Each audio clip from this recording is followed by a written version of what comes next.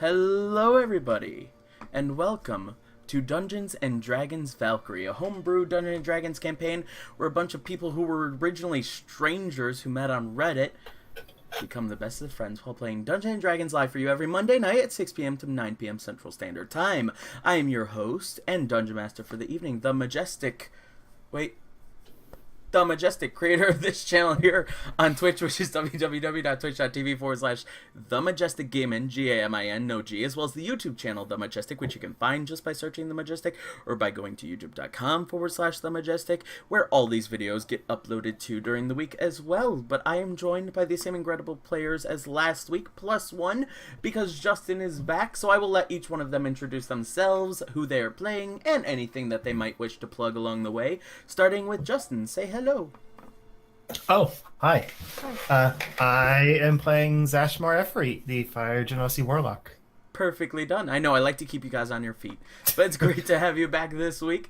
And we will go on over to Fred now. Say hello, Fred.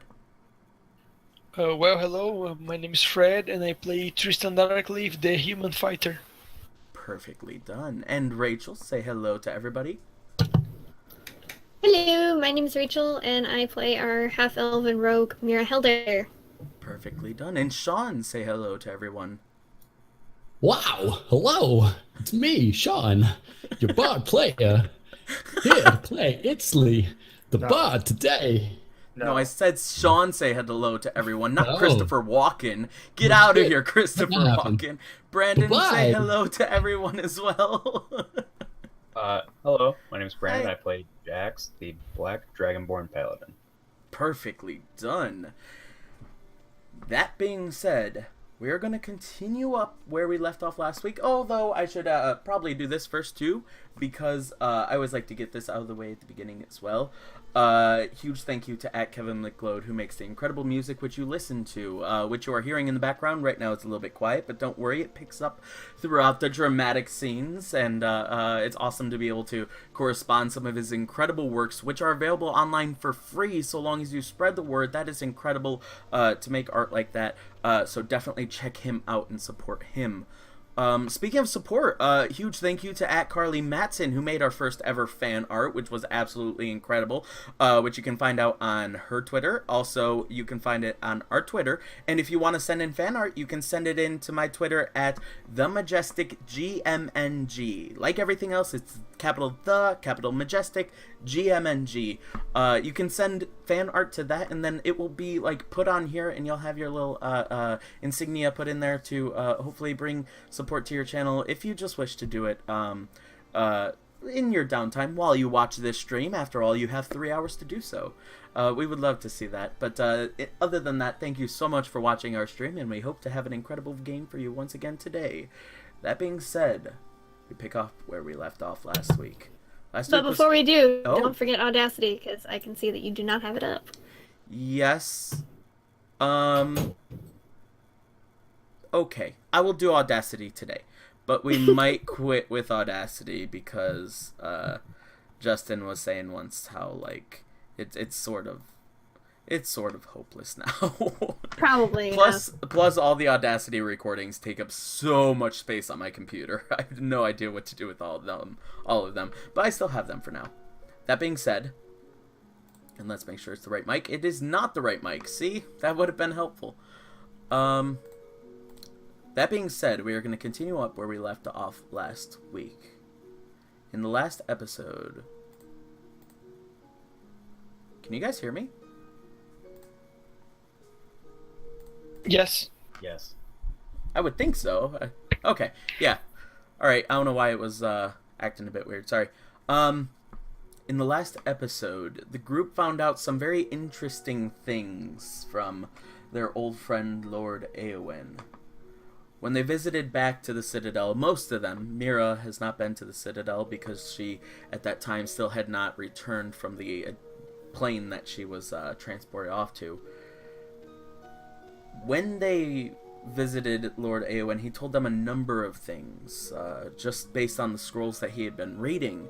Some clues indicating how they could get Zash's soul back by taking 3 hammers and forging them into one solid entity and then destroying that hammer, I suppose, in some way, shape, or form or something, would make the soul be released and possibly go into Zash. He also told them about how for the last year that they've been gone, they learned, while they were off in the fire plane, everything has been going spectacularly well. The economies have all been on the rise. The people have never been happier. But he also told them that one of the things that they did broke a seal leading to Doomsday. The end of times. There are but 9 seals they learned. That being one of the seals, another, and the second seal being the Demogorgon, which they had seen in the Underdark, but years ago, at this point. So now the group, Mira first and foremost, have decided to travel to the town of Lum. Mira leading the charge on her own, heading straight from Asanti to the town of Lum, the rest of the group following behind and taking to the heirs to follow. What would everyone like to do? Do you guys decide to just go on a straight path toward the city of Lum for the next couple days? Or do you guys like to do anything? You guys did, if I'm not mistaken, at the end of last episode, you did... Oh! Wait, what happened at the end of last episode exactly? We were buying the +1 armor. Hanin showed up. +1 honor. Yes, I thought so. Okay, you guys bought the armor, you left the city, you went to bed, you camped, and Sahanin showed up in Brandon's dream. That's right. Thank you for reminding me of that. I thought that there was something in a night dream sequence, because you guys know I love my dream sequences. Alright. Hello, Jax. Hello.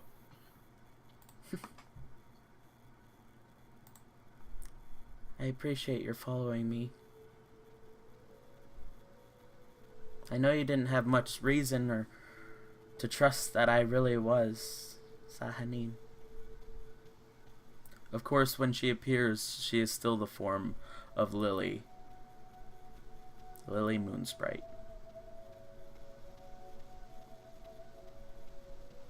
Is there a reason that you're visiting me now?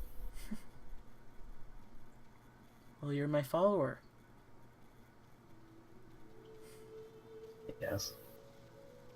You visit all of your followers? I don't have many. And I really wish Rachel. that you would pray more often. I She says and chuckles. had a moment to pray. I know.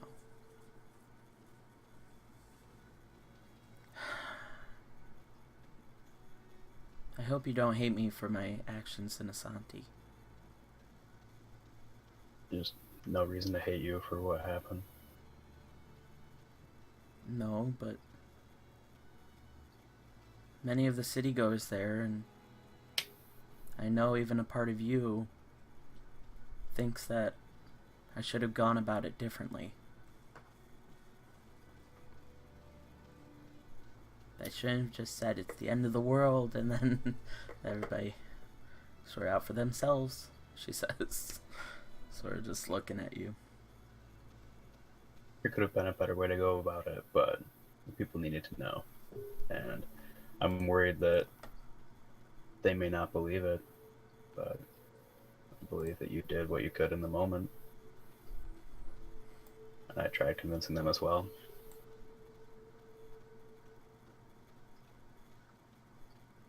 Thank you.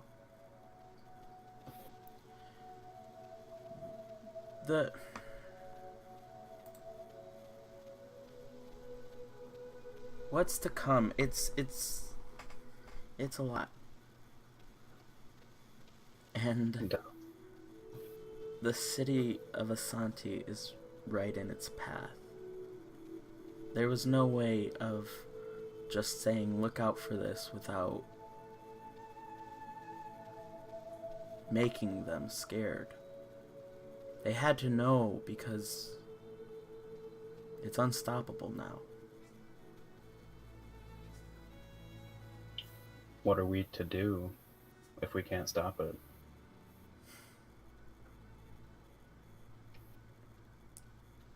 Join together? Right now, you and your friends, you're not really where everyone expected you guys to be. You're all just acquaintances who are traveling on your adventure, but that's not what the stories have told. They told of heroes banded together, blood and blood. A family who would save everyone. I believe we are heroes, and I believe we are a family. Sure, we aren't all together right now, and some of us may have our moments, but that's like any other family. Sometimes people need their space. Sometimes people make mistakes and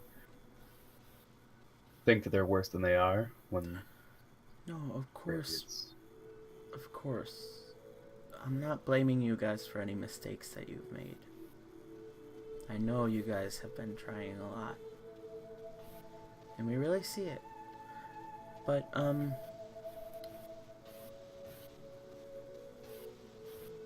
build. Build alliances, build friendships too outside of that, because you guys will need it.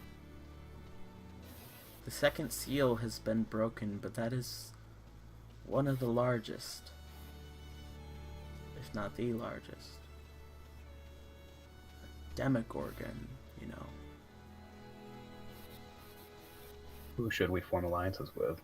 We have Lord Awen and Grendel. Lord Awen does help. And with his influence, many of the people of the Citadel could join in too. But I'm afraid that even with as powerful as the day, even as powerful as you guys should be on the day when you finally face him,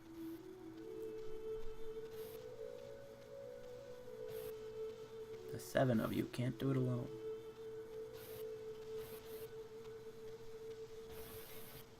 Lord Awen told us of the Wailing Mountains, and it said that dragons live there. Would it be possible to get them to assist? Yes and no. Dragons are their own things, like humans. Sure, you might be able to convince one to do something, but believe me when I say that won't mean all the dragons will be on your side. No, but I have to imagine that one very powerful dragon could make a difference. Of course. She says as she brushes her hand against your cheek and the scales along the side of him.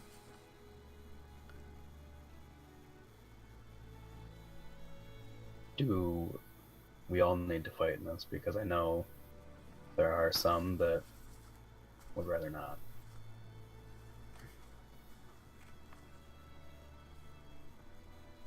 Yes. You should all be there at least. Not everyone will be powerful enough, but you should all be there.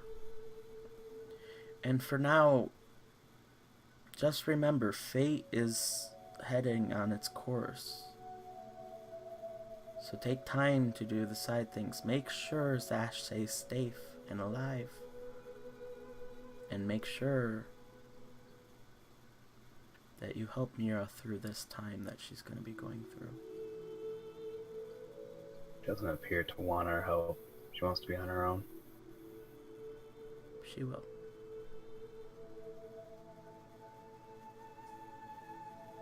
I'll try my best. Okay.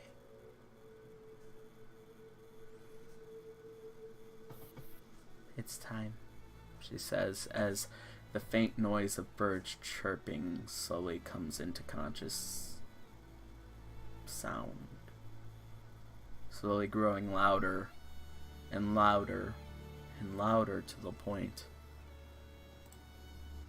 where it drowns her out, and very peacefully your eyes open wide and you wake up to see the bright sun of a new day.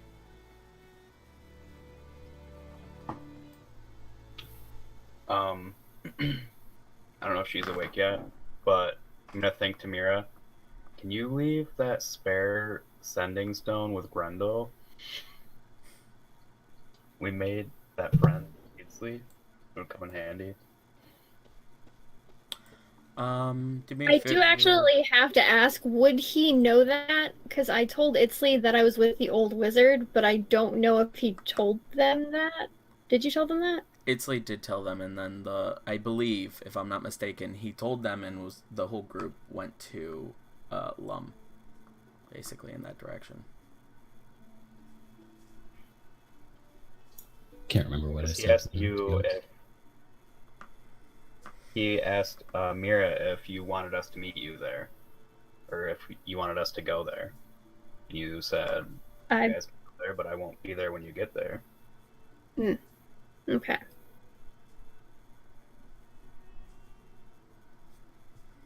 I don't know if I'm awake or not, so you probably hear nothing. Yeah, do me a favor. Go ahead and roll a d6. Yeah, I don't even know if I would have fallen asleep. It's a 5. You're awake. Okay. If I'm awake in that instance, I probably would have been traveling through the night and not taking a rest. All right. Fair enough. Do me a favor. Roll a d6 again. 3. You have a point of exhaustion. That's fine. Alright. I know that's a bit obscure for d6 rolls, but... Alright. You're starting to feel really tired and groggy after the night, but you have traveled throughout the night and you did hear this over the ring. Would you like to say anything back?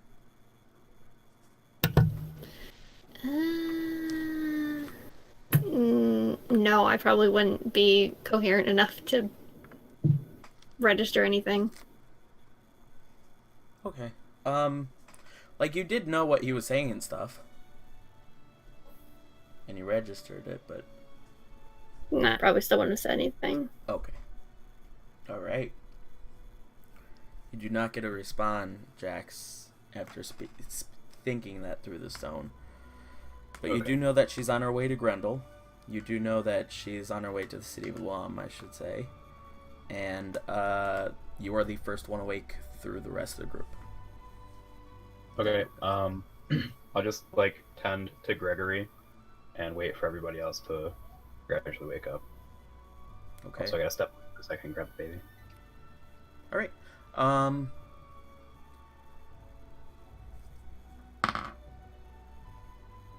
The rest of you slowly come awake. Tristan is the first one to wake up. After you wake up, you see that there to your side is Jax, awake by the smoldering embers of the fire from the night before, as little trails of smoke go up still, but the dew covering most everything, assuredly having put it out at some point throughout the night. After... Oh, sorry. Go ahead. Yeah, Tristan's gonna start reading his magic book. Okay. After you wake up, Zash is next to wake up in the group. Again, you see there, Tristan is sitting. Aww. You baby. Tiny human. Aw. Tiny itty bitty human, hello. Welcome to Dungeons and Dragons. You know he's got to roll the next Turns out his whole dice. family didn't die after all. Oh, jeez. Zash, does Zash do anything while waking up? Zash just lets the puppies out of their Pokeball. It's canon now, and lets them run around a little bit and kind of plays with them, make sure that they're not neglected or anything. They're super happy to see you. They seem very, very energetic, and aside from that, they seem completely normal. Good. Of course, at full health and everything, and the one head who had died but brought back is looking very healthy and happy as always. Last to wake up, it's Lee. Ah, yes, well, good morning. Hey, wait, nobody woke me to, it's fine. I'm sure there was nothing happening at night. So, all the explorers are awake. What would you guys like to do? Again, Mira's a good bit ahead of you on her way to the city of Alum, flying on her broomstick, day and night. What's that, Lum again? Who are we? Grendel, the wizard. Yes. Sorry, I'm far away from my mic. I might be quiet. We can hear you. Okay. Yeah, I think right now the important thing would be getting Zash's soul back. And Grendel may have more information on those hammers, so Where is Grendel? in the city of Lum. Okay. Unless anyone has anything else they want to do.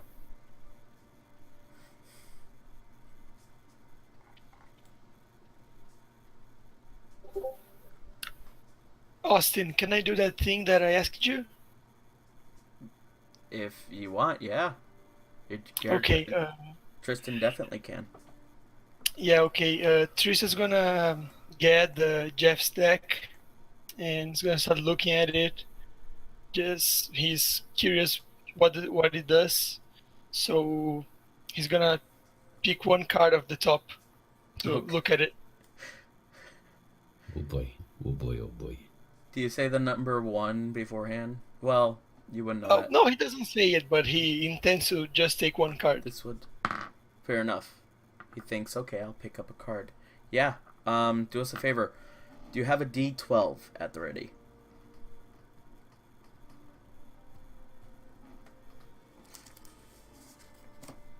Yes, it's an 11. Okay. Wow. Quite the one. So you guys are all sitting there again, the smoldering bonfire slowly coming to its end. All of you slowly waking up, stretching. Just miscellaneous noise of birds chirping and yawns fill the air as Tristan riffles through his bag, takes out the deck of many things, and looks at a card. Tristan, you see on this card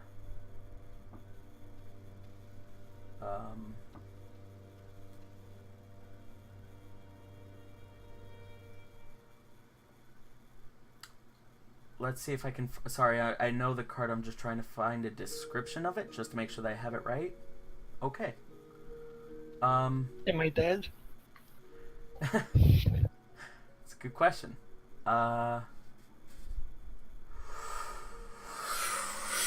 You pull out the card and this wind starts to pick up. It starts to push the autumn leaves around on the ground beside you into a swirling motion almost. On the card in front of you, you see a man wearing a crown of gold upon his head. And up in the top left-hand corner, a black symbol. A spade. You picked out the King of Spades, and as the wind rushes around you, the card just lifts up from your fingertips and just disappears into itself as it compresses in almost an instant. Little bits of dust float into the air, and a single symbol in Infernal fills the air. This single symbol predicting a word. Do you speak Infernal? No. Okay. As this symbol fills the air, Can anyone else hear the this? dust slowly falls down to the ground. Yeah, go ahead and make it a perception check for us if you see it. Yeah, Tristan speaks Common and Elvish. I don't speak Infernal, but the dogs do, and I can talk to them. So, Go ahead and make a perception check for them. I think their perception's +3. 15. Yeah, they see it. They recognize this as the word ruin. As the dust fills up the air, slowly the winds die down, the leaves fall down to the ground, and it's like this huge amount of energy just disappears at the same time. It's almost as if the wind was lifting you up, and slowly you're falling back into your seat. Everything falls. Your whole body becomes a lot, not just heavier, but like not as weightless as it was moments ago when the wind was trying to lift you up. And as you fall down back into your seat almost, your pouch, your satchel around your side falls down to the seat as well, but continues to fall just a little bit more compressed, as if there's nothing inside. Tristan, please completely empty your inventory.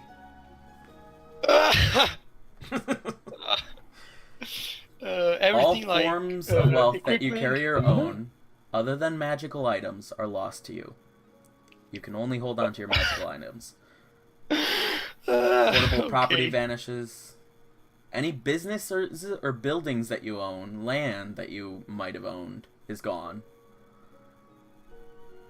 Any Holy documentation that proves that you own something is also gone. Pretty glad I spent some money on a magical item and didn't keep the money.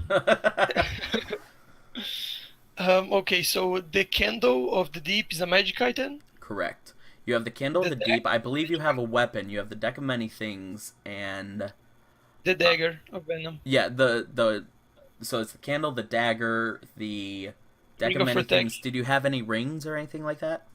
Ring of Protection. A ring of protection that you bought. Other than that, everything is gone. All your rations, your bedroll, My sword? your is it a regular sword? Yes. Yep. Okay. Those are all gone. Yeah, Tristan just looks around, pats for his sword. Does the necklace disappear too? Is it magical? No. It disappears. So I'm naked. We will say that you are still wearing the bottom part of undergarments, but aside from that, well, Wait, what do you clothes have did you magical have? breeches? What clothes did you have? The studded leather Studded leather. That's what I was. +1. You keep those. I mean, Okay, naked. thank God. You still have the clothes Put on your in. back with a natural 20. All right. Whoa. Okay, so Tristan just looks around, searching for the sword. He starts getting desperate, and after a few minutes of searching everywhere, he just falls to the ground, really sad. Oh, you guys see Yes. this Tristan quickly rushing, looking around him, frantically. Where'd it go? Looking around, trying to find it, and upon realizing it's hopeless, he falls down to the ground and begins to very quietly cry. A little tear sheds down his face. Oh, he's Okay. crying. No, he's Yeah. just straight up crying. Oh, okay. Oh no. Fair enough. What do you guys do? Tristan, what happened? You look different. I mean, besides upset, you look. What happened? I don't know. I just pulled from the boss's deck, and everything is gone. My sword, my necklace, everything's just gone. And the card disappears right after you look at it for a second, if I'm not mistaken. So I can't like. Yeah, it rose up into the air and just vanished. Only the puppies knew what they meant. Yeah. They Would, recognized Ruin. do you think they would get my attention or something, so I would know? Like, I would know to maybe check with them. The rest of you, the reason why I had you roll a perception check was to see if you could see exactly what it was. The rest of you, all your attention was definitely on it. You saw what was happening, but you guys couldn't really make out the small letters that appeared right in front of Tristan's face. Aside from that, you guys definitely saw. Wait, I this can read all whirlwind. language. What am I even doing? Of course I know what it said. You knew it? Yeah, I forgot I can read all Okay. languages. Or read all Oh. writing, I should say. Yeah, very true. It was written out. You also recognized it. It's been 2 weeks. Well, perception check for you as well. Okay, do I lose my Very money easy as well? Yes. 19. 19. Wait, you sorry, saw it. 15. 15, you saw Dang it. I'm so used to that amulet still. it. And yes, Tristan lost all of his gold. Okay, never again. So Zash just kind of looks at, wow, I just forgot your character's name. You Tristan. just said it. Thank you, Tristan. I'm real tired, y'all. No worries. And he holds back a bit of a smirk, because I mean Tristan did put this on himself, but Yes. again, trying to turn over a new leaf here, and just goes, "You picked the ruin card, bud. It's all gone." What do Do you us mean a the favor, ruin go ahead and make card? an Arcana check. Me? Yes. Yeah, because Tristan would ask, what do you mean the ruin card? Yeah. He's asking you. 13. Okay. You know a good bit about the deck of many things, actually. You do know that maybe it passed your memory at some point last time, but now it's starting to come back to you, especially seeing the stories that people told of this deck of cards, where you pick out a card and you declare how many cards you wish to pick out. You have to pick out that many cards, and when you pick that many cards, each one of them, either drastically good things will happen to you or drastically bad things will happen to them.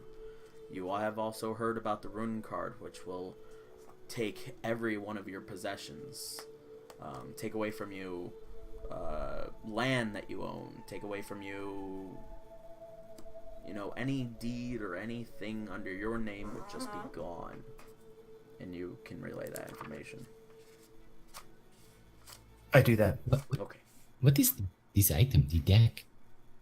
This is horrifying. Why do you carry this? Tristan just looks at Eastleigh. I don't know, but Jeff, right? His name is Jeff? Yes, Jeff Jeff Lockbean. gave... Yeah, no, yeah, I was asking the group. Okay, sorry.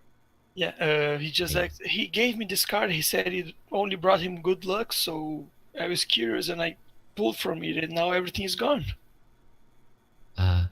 Did I notice that the card that he pulled disappeared? Because we were all paying really close attention to him. Yes, you would have. If not, I would just tell him. How many cards do you have left? Do not look at them. Just count the back. Tristan just looks at the back. It's 11 now. Well, that means only good ones can be left. I'll take one. Okay. Can he? Yeah, he definitely can. Well, unless Tristan If you allow takes it. them Yeah, away. no, yeah. he's not gonna be fast enough to stop him. Well, Oh, are you sure? we would still check that. But does Tristan try to stop Isley is the question. No, he's too confused. Okay. He's stunned. Okay. Okay. Oh boy. I'll reach for one. Go ahead and roll a d12 for us. That would be a natty one. Be a 1. Surprisingly enough, that means nothing in the way of this. Zash just Huh? watches in horror as so quickly and so confidently Eatsley reaches into the deck of many things with just a couple of fingers and very quickly snatches up a card and looks at the front of it. With just 2 fingers, you're holding this card in your hand, and you see in front of you a giant This is very red pretty. Look what I 2, found. very, very elegantly drawn, with its parchmenty looking back to the behind design of it, and then of course if you turn it over, its other side is red and black, sort of a very interesting design on that side. But the back of the 2 in giant red that you see is just a parchmenty kind of paper, and then there's a giant diamond in each one of the corners. You stare at it for a minute, hoping you'll see something. Okay. All of a sudden, the wind starts to pick up once again. It begins to swirl around you. The leaves rustle around your feet and fill up into the air. You too start to feel slightly weightless. Then all of a sudden, the It's going to card take my things in. completely lifts out of your hand. Once again vanishes in this magical spark of energy into a singular point at the very center of it as a dust flies outward, signing another symbol in Infernal. Both Zash and the puppies are able to see it once again, especially knowing to look for it. They see the Infernal written is the word comet. As it disappears from sight.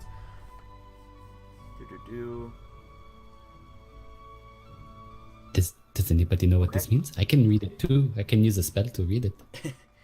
You slowly fall back to the ground as the wind slowly starts to die around you. You feel very, very powerful. You feel the urge to fight an enemy right now. Like a true enemy. Oh. Nobody I start around you flexing. feels like an enemy. You feel the need to fight something. Something that would pull give up my- you or your friends harm. Pull up my rapier Okay. and I look around. Justin, do us a favor. Go ahead and make another intelligence check for us. Yeah, Tristan looks at the rapier and starts crying again.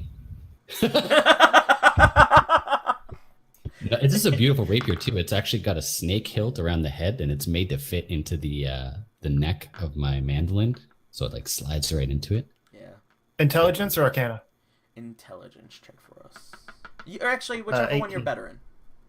19. Wow. It was 17, so either one of those would have worked. Alright, you know of this one too. It is Comet. Comet, you've heard, means that if he were to single-handedly defeat an enemy, Oh boy. he will gain a lot of experience, personally. Only Oh him? boy. Yep. Can it be any Single-handedly. enemy, like say a badger in the woods? That's a very good question. Wait, so can you Perhaps actually, a mischievous pixie by chance. With 18, you Hmm. would know that it would be any... Correction. If he single-handedly defeats the next enemy or hostile monster, then yes, it could be anything. Do you tell me this? Do I know that That's that I up will to gain Zach. some kind of power? Do you It tell can me? also be a full encounter, like 3 monsters. Well, I So read the, in game terms, how would this be explained? Exactly. That he will gain a lot of Power? knowledge. Power and knowledge? Yeah, power and knowledge, we'll say. Okay. so, it looks like you know what it means. That's why I said experience, because I did mean experience, not Yeah. experience points, but at the same time, True. it's experience points. Right, there goes Comet. Because Ash doesn't really care when it has nothing to do with him, but So if he doesn't- I mean, he'd still probably say something. No. Oh my god. You didn't get a terrible one. You just really want to kill the next thing that we fight. Which, I do, I can go feel for it. it. Ah, Let's go. like, do you mean? I mean, I read it too, so I'll say I read it too, but I don't know if I would know what comment means. Like, what does the comment mean? I mean, we have to fight the next person, or I have to fight it. You. You look at my arms as I'm flexing them, and I'm flexing a 6 strength arms. I'm like, so basically his arms look like my wrists, and he's like, I got this. This is good, everybody. If I need help, I will ask for it. But maybe let me try to fight. I have not done a one-on-one fight before. Yeah, it'll be fun. I want everyone to roll a perception check. Well, yes. Yeah, Tristan quickly picks the deck and puts it on his pocket again. Okay. 20 total for Jax. 20 total. 12 for Tristan. 7. 7. Okay. Oh no, sorry, it's a 14 for Tristan. 14. Oh wow. 21. Wait, no, that was initiative. Why did I say? Why did I do that? You said perception. So 17 plus 2, 19. 19. Okay. Like right in there rolling your initiative already. It's funny. You guys look around in this instance. You guys don't notice any small critters or any easy to defeat monsters around. You guys could go around into the deck. Or sorry, not into the deck, into the woods. Yeah, no, it doesn't happen. And search a good bit more, or you guys could fly out of there if you wish. Yes. Do you want me to find an enemy on my own and come back? Do you guys want to stay here? I could go look into the woods until I find something. You could follow. Or I'm we could ready just to look at my soul, so let's just see what happens. What do you say? I already want my soul? Sorry. I'm ready to go get my soul, so let's just see what happens. So why don't we head into the woods or that direction or whatever, and Itzley looks at you and be like, okay, this is the 3rd time someone has said you need your soul. What is going on? Does he know? Like, It's gonna I be don't a think long I've been time, told so. this. It could be dumb if I Yeah, I apologize if I Itzley should know was this, there but I when- don't think he does. No, Itzley was there definitely when Lord Aowen was explaining everything. Yeah. What did I So basically, like, well, are we leaving? Because I figured it's a conversation we would have while we're talking. By what Or- Itzley yeah. just said, I believe you guys are starting to walk into the woods and search around. Okay. Could be wrong. So Zash would explain a little bit more in detail about the amulet, and that they had to kill the creature inside the amulet that had bound to his soul. And so in killing the creature, they also killed the part of his soul that was bound to the creature. So he's got a hole basically in his soul. So he's not a complete person right now. Okay, sorry, I must have been tired when we went over that or something. I apologize. Thank you. No worries. This is so where are we going to recover this soul? And I'm trying to do like a tracking. I'm not good at it, but I'm trying to do a nature, like just looking around the ground and Yes. trying to keep an eye out for tracks and be aware, even though we're talking. And while we're doing that, I'm absent-mindedly just percussioning, thwapping my thumb against the mandolin like a beat. Okay. Do us a favor. Go ahead and make a perception check once again. Yeah. 11 plus 2, 13. 13. Okay.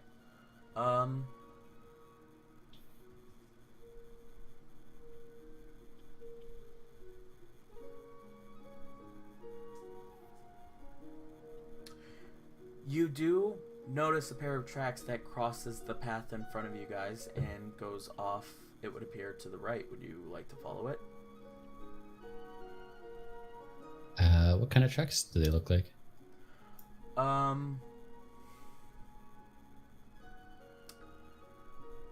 They look like a little bit larger on size. Quite larger. Like, do us a favor, go and make a Animal or nature check. human? Nature check. Oh boy, oh boy, oh boy. Does anybody know what these mean? And I'll point at them and see if I can get a little help from the group, because my nature check is a 5. It is feet, I think. Possibly wings, I don't know. Everyone else go ahead and make a nature check who would like to when he points it out to you. Couldn't survival be there for that too? True. That would still be a 6 instead of a 5. Tristan has a 14 on nature. Oh, okay. I got an 8. So And what did Jax have? Jax is out. Gotcha. And he's back. Okay. Well, I'd say that Tristan is able to recognize this. You recognize this as the footprints, the paw prints of a bear of some sort. You're not sure what kind of bear. You have the feeling that most bears you guys would be able to handle with ease, with you having been a mercenary for some years, with what you've seen everyone else certainly being able to do. While they're all talking about how easy it is to solo a bear, Itzley's like, yeah, it's probably totally easy. Yeah.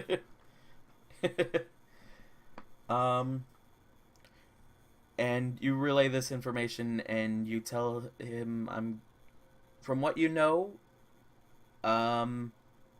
it would be an easier one to fight. You relay that information. Tristan says, he's brushing off tears, and he says, "It's a bear, not a very big one. You can probably take it."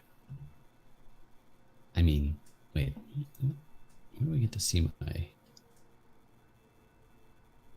Yeah, okay. I will probably keep following its tracks and stay ahead of the group. Looking, while I do this, thinking about how to fight and punch and kick and stab, and realize I do not do this very often. You could probably see him being nervous for the first time in a while. This guy's very, very cocky all the time. But this is like, he's not being asked to charm anybody. Maybe I could charm the bear. No. Do us a favor. Yeah. Go ahead and make another perception check for us. Okie dokie. That's cocked.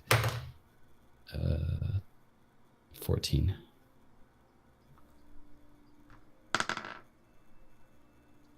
Oh.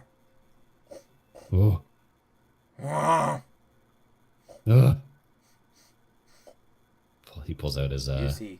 his little tiny rapier. A big bear walking straight ahead of your path, about 20 feet ahead of you. Does not see you. Okay. So Itzley looks at everyone and goes, okay, I think I got this. And then he tries to sneak up. And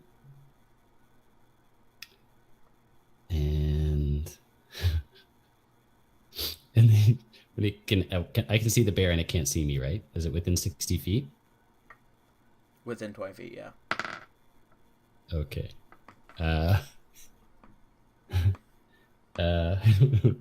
Itzley just looks at it, gets a little closer, or he's within 20 feet. Oh wow! So it doesn't get any closer, and thinks about his sword for a second. Like, and his hands are shaking. He looks at the bear and then goes, "This is the time a snake kills a bear." And then he casts Tasha's hideous laughter on the bear for his surprise attack, I guess, of some kind. Hideous He needs to do a laughter. wisdom save of 16. Nat 16 plus 1, yeah. Oh, nothing happens. I was totally expecting this thing to, like, a bear to roll over and start laughing, and it didn't work. And he's like, ha, ha, ha. Do I have the ability to do something else, or do I have to roll initiative now? Is that an action? Well, that's definitely an action. Yeah, that's a one action Okay, spell. now so it's initiative. that would be my. Okie dokie. Ooh, 18 plus 4, 22. Yep, you beat him. Go ahead and Okay. Okay, so I'm just looking something up so you don't have to. But Itzley puts his looks behind to see that everybody's here, like looking for like a cheering squad behind him. I don't know what he sees, if everyone is just sort of sitting there like, oh, this is just a bear, I could shoot it in one shot.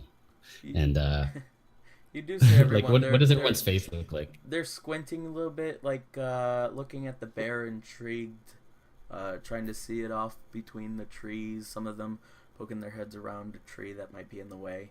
But the forest environment that you guys are in This is a little bit clear enough for you guys to see, but it was enough for it to hide you guys.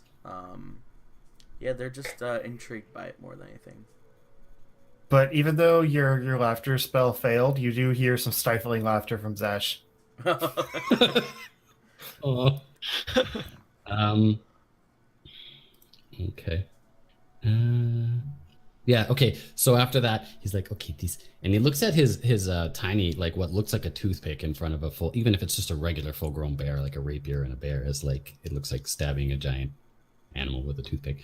And he's like, I need something bigger. I need something bigger. And then he VSM reaches into his pouch and doesn't show exactly what I have to use. Oh, pulls out a caterpillar cocoon, puts it under his tongue and whispers something and then hisses at the end and then slowly transforms into a giant ape. Puts both fists down, looks forward, and then runs forward. All right. I have it brought up. You guys watch If as you in need it. front of you, it's like the small Yanti just takes that out, puts it underneath his tongue, then goes from this small green figure to this giant. You watch the hairs form out of the body itself as he just releases this giant roar and starts attacking, going toward to attack the bear. Go ahead and make an attack if you wish. Yeah, multi-attack, the ape gets 2 fist attacks. So let me roll with +9 to hit. And I have a reach of 10 feet, so I'm still sort of out of the way. I guess I have really long arms. Natural 20. Wow. I mean, I can't show it to you without... No, that doesn't do anything. And the second one is a 16 + 9, so 29 and 25. 29 and 25 both hit. Go ahead and roll damage. Um, Wait. How was the first one 29? Did you double the die on that one?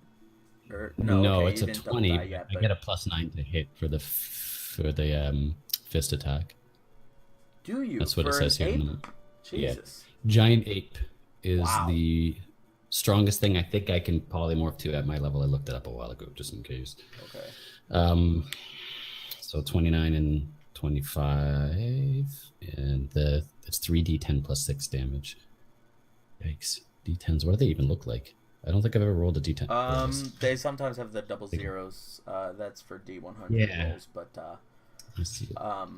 the first roll the first one solo and double all the die, and then add numbers after. Oh shit, that's right.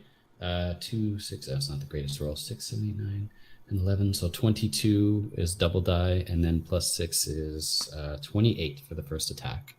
Okay. It's not the greatest roll, but it's still not bad. And the second one was a lot better. 9, 10, 11 +6. 17 +6 is 23. 23 plus Was that 22 and 28 is 23? 51, right? Yeah. Wow. Just you come up and you bring both of your claws up, smack the bear in both the as the bear releases this roar. He is still standing, but blood spewed out with each one of those hits, and he looks terrible. Is that it for your turn? As a free action, I'd look over my shoulder and just be like, and like point at myself and then look back at the bear, Okay. showing off for his friends. Yep. Do us a... Okay. As you show off then, perfect. That is the end of your turn. The bear... He's gonna start running away as fast as he possibly can, 80 feet away. Okay, I get an attack of opportunity. You do. So, yeah. Okay, so 3D. 10. Put them away. Sorry, D10s.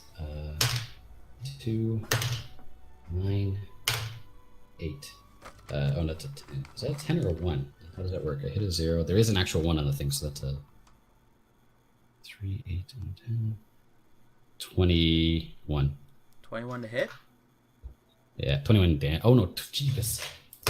The hit was 16 plus 9. Oh my god. Oh, okay. Yeah. Plus 9 to hit is ridiculous. So as he releases that roar and starts to try and run off, you smack the bear as it falls down onto the ground, rumbling the earth beneath you guys. Completely gone. Oh, Jesus. So, it's the like acts from the second he pulled that card. He's been acting. That's a little weird. He's not a bloodthirsty type, but that card you said it made him want to fight the next thing. So he rushes up to it. You know, like when an ape shows off, they rush up and they slow down at the last second. They puff their chest out. So he does that a couple times, backs up, rushes up to it from another angle, puffs his chest out, starts breathing heavily into it, and then he slowly rubs at his face like this, and you can see that the ape is crying. And as Itzley slowly turns back into himself, he's looking around for any of his snake friends. Is there any chance that I see a snake? A card Go or and snake, make a anything? perception check. Okay. 14 plus 2, 16. Hitsley looks around for any snakes that might be slithering through the ground or through the grass, maybe snake holes even. But as you're looking around, you don't see anything. Okay, so he starts speaking to himself. Real quick. Sorry. You don't see any snakes. But my goodness, and the chat is going crazy with you guys. Oh, that'd be awesome if you guys chatted in-game chat. Never mind. But like, if you guys pulled up like in-game chat, if you guys wanted to talk on there, that'd be awesome too.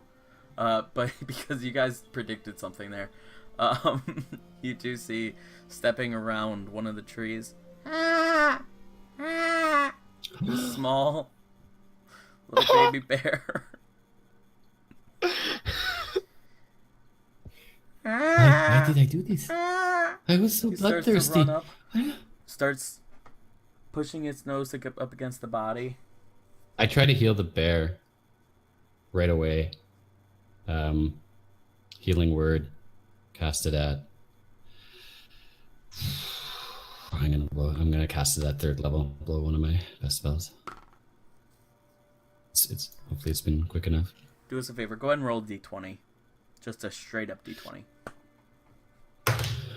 Okay, 16. Okay.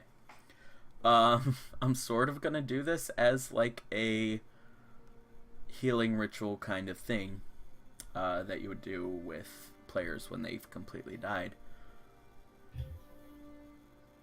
Okay. You start to healing word the bear and try to put a few points of health into it. You see the wounds begin to heal up a little bit. It's at least But crying you and don't apologizing now that the bloodlust is left. You don't really see life begin to come back to it yet. You have the feeling that you need to add a little bit of heart to it, maybe some words, maybe something with healing words. Like, what do you say? So as he's healing, he's taking the mandolin off of his back, and he's singing in Abyssal, so a song that probably, I don't know if anyone would know it, but it's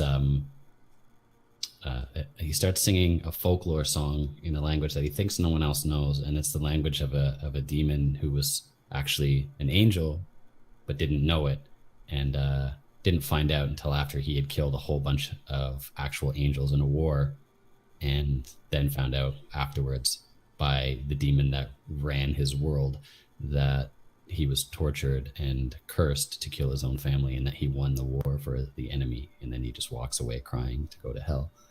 And Itzley sings this song, and he's in Abyssal, and he's crying, and at the same time he casts protection. Actually, that wouldn't even work. Just enhance ability on the bear as well. Constitution. I'm gonna use all my slots to save this bear. What Kill does it and enhanced save it. ability do? It just gives it probably doesn't mean it's like for theme more than anything else. It just gives him advantage on the Constitution save, and he gains 2d6 temporary hit points on top of whatever health he has. So if you want me to roll it, I don't know if it means roll anything. a d20 again with advantage.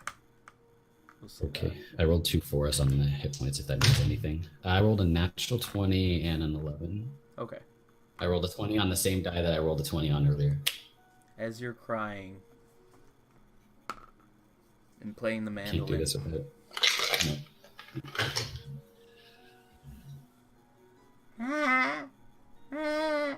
The little bear cries out. Oh shit. The bear tries to like turn to look and see where the crying's coming from, but it's having a difficult time looking or turning its body like that to look around. But it sees the little bear cub come up to its face, and the bear starts to lick the cub.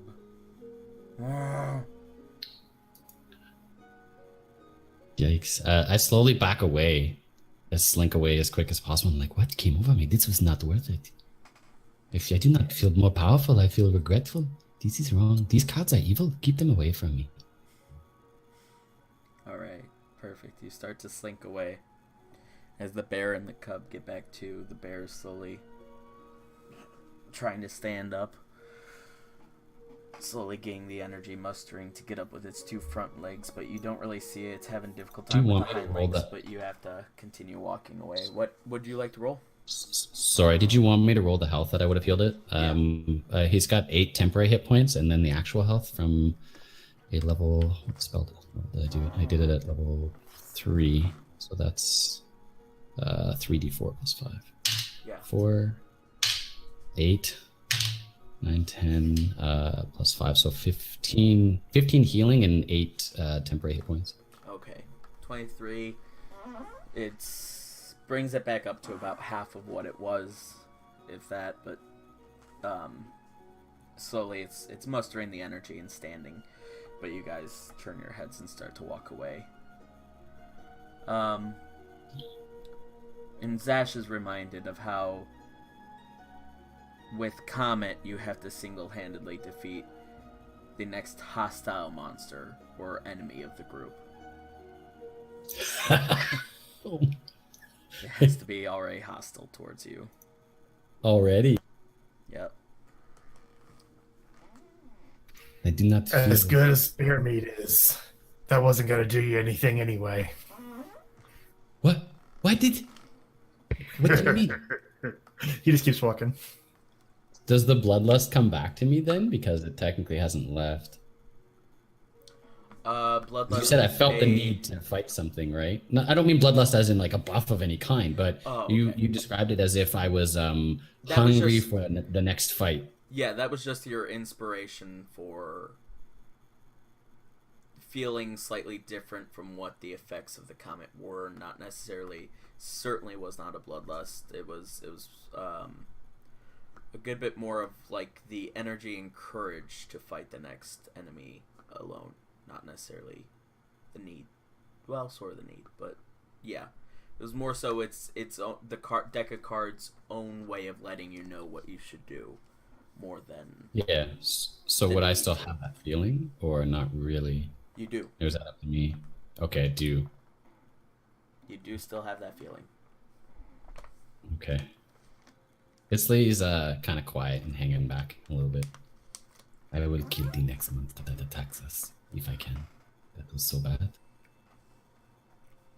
Now, with Zash's last intelligence roll, or Arcana roll, I mean, of everything, of the deck of many things in general, there was one more thing that you remembered, which you could choose to share with the group or not.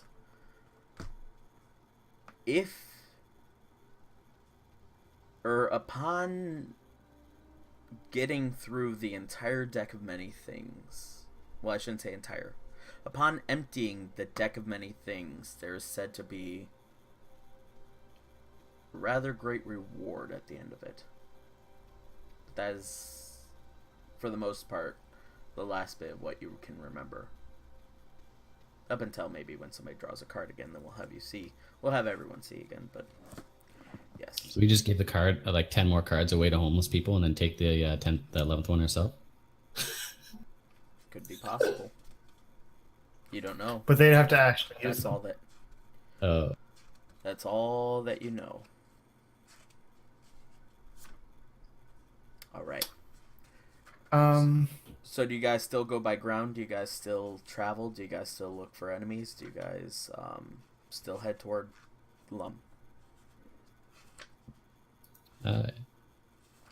Itzy seems to not care. He still says he wouldn't mind giving a shot at fighting the next enemy, but you can see he doesn't have his heart in it as much as before. Obviously. Probably as we find one instead of seeking one out. Yes, this is smarter. He's like chastising himself for getting so bloodthirsty.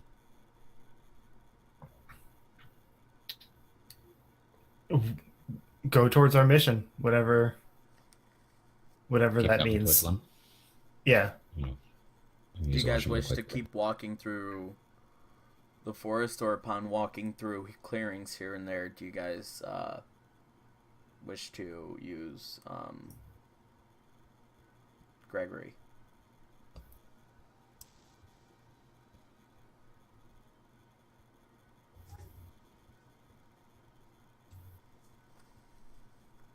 I guess it depends on how far is Lum from here, do we know? Lum is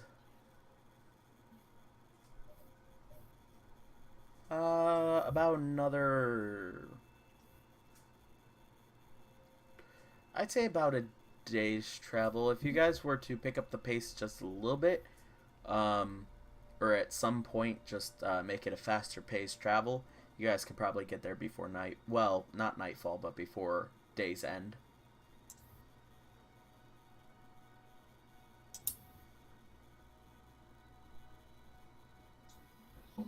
Okay. It's not in a rush, so it just kind of looks around, sees what the rest of the group thinks. It just sort of keeps on moving. Okay. Yeah, as we go, Zash is going to kind of quietly sidle alongside Tristan, because he doesn't want to like majorly influence anyone or anything, but he does want to share with Tristan about the deck. Kind of so since you kind of got nothing else to lose right now, I thought I'd let you know that if all the cards are used in that crazy deck there of yours, something might happen. Honestly I can't remember what, but I remember that there's a reason people use these things. They get through the bad to get to something real good. So I just thought you should know. Oh, thank you. I'll figure something out. And he starts looking at the ground. All right. While you Can hear guys, me now? yes, we can now. Sorry, I was still seeing that in chat pop up. Brennan had a problem with his mic. Hello, we can hear you now. Cool. But yeah, if you guys want to, chat on the Twitch, that's cool too. It'll show up in, Also, we are going to go ahead and move on over to Rachel now. Sorry for the wait, Rachel. You finally made it to the town. Yeah, that was really of Lum. fun to watch. Yeah. That was certainly something. You've made it to the town of Lum, where... Before I get to the front gate area where people can see me, I will get off my broom and put it in my bag because I know they don't like magic. Cool.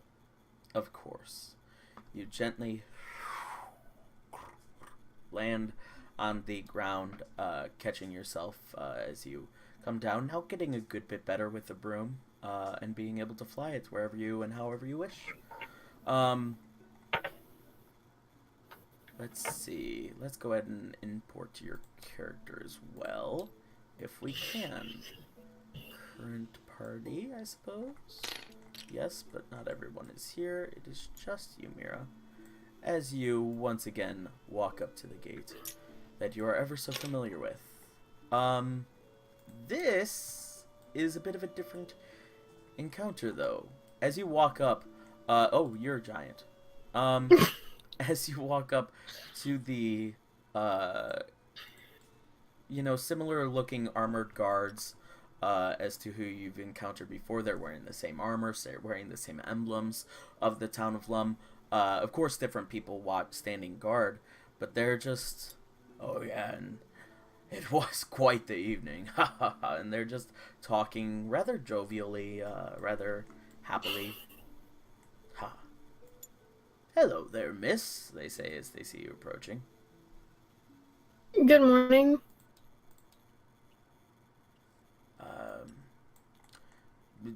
We do need to check your papers, but, what business do you have in the city? Oh, I'm just passing through for the time being.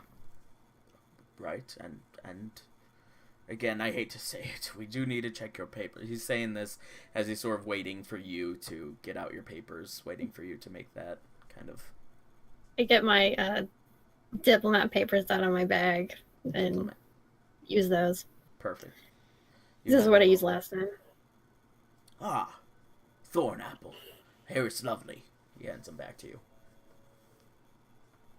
Thank you. You have a great day there, miss. As he says, stepping aside. And the guards just let you through. Yeah. Then I make a beeline straight for the Wizards Guild. You make a beeline. On your way, you do see carts and people at the carts. You do see Sarlacc Presbyterian once again.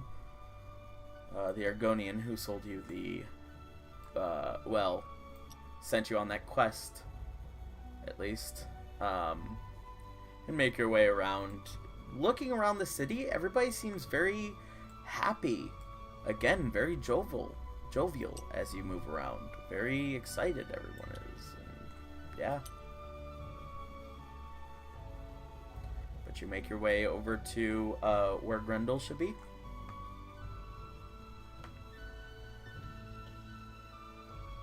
I guess I knock on the door. Okay.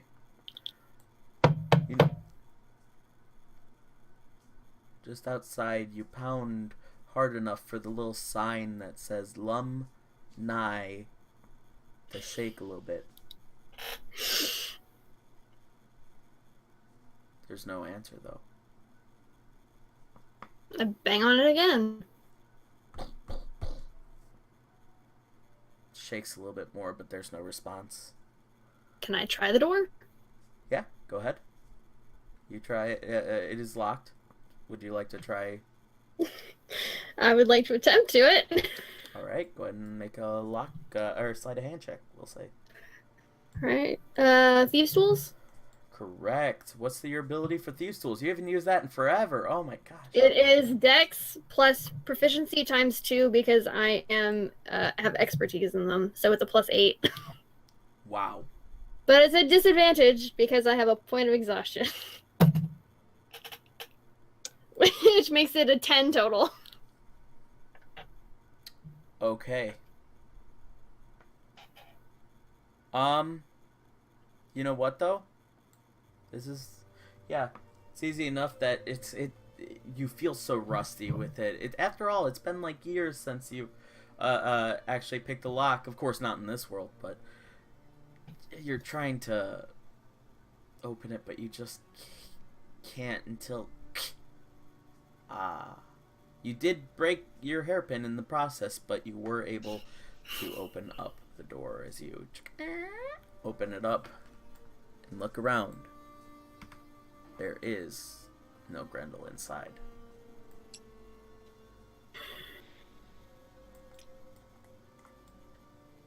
Grendel? You call out. It's rather silent.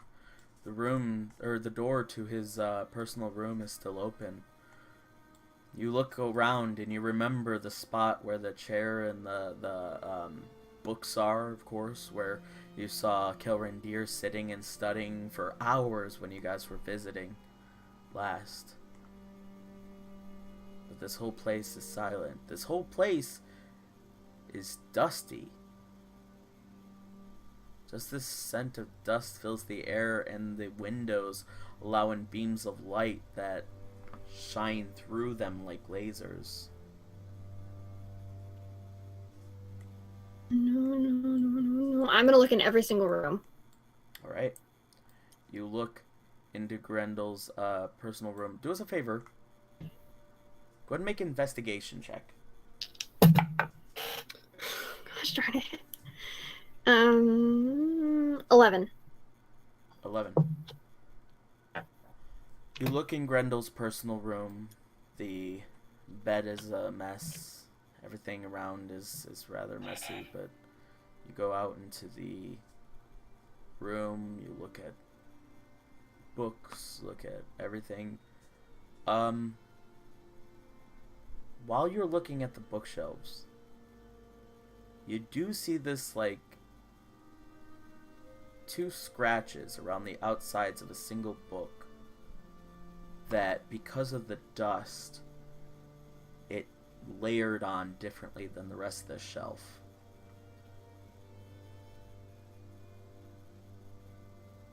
I think I'm gonna check that out. How so? I'm gonna look around where the scratches are and see if I see anything out of the ordinary. The scratches are about the width of the book on the bookshelf, and they're moving outward from it toward the end of the shelf. So the scratches are on the shelf or they're on the book? They're on the shelf. Okay. The width of the book. They're the same distance apart as the book is large. Are all the books roughly the same width? They vary, most of them. Different heights, different widths, different everything. I'm gonna pull out the book first to see if I see any other scratches. As you pull out the book, you go to pull it out like you're gonna pull it out normally, and it just stops before the edge, and it's stuck into place. But when it stops into place there, you just see this giant door begin to swing, where at the front, what you thought was just a wall over here begins to open up, leading to sort of a set of spiral stairs that begin to lead downward as they lock into place. I am going to cautiously go into the staircase. You look down into the staircase. It is pitch black, but with your elvish ancestry, you're still able to make out what it is that you're looking at. You do still see, though, that on your right is some sort of green glowing lantern, almost as if it's glowing but solely with magic. Can I take the lantern? Sure. You pick up the lantern, and it comes off the little nail that it was hooked to, and begin to walk down with the lantern glowing and shining your descent a good bit better. You make your way down the spiral staircase, which leads you to a big open room. This room looks sort of familiar. It could just be that it reminds you of the situation that you were in, maybe. It could just be that it reminds you because you see a very similar large pool of some sort off in the corner. But it reminds you of the basement of this small dwarf that you were sneaking into when he was having a meeting with the drow. There are a couple of pedestals which hold books on them, a couple of display cases which have items in them. But off in the corner you do see that very similar pool of liquid, magical sorts, and on its side another lever.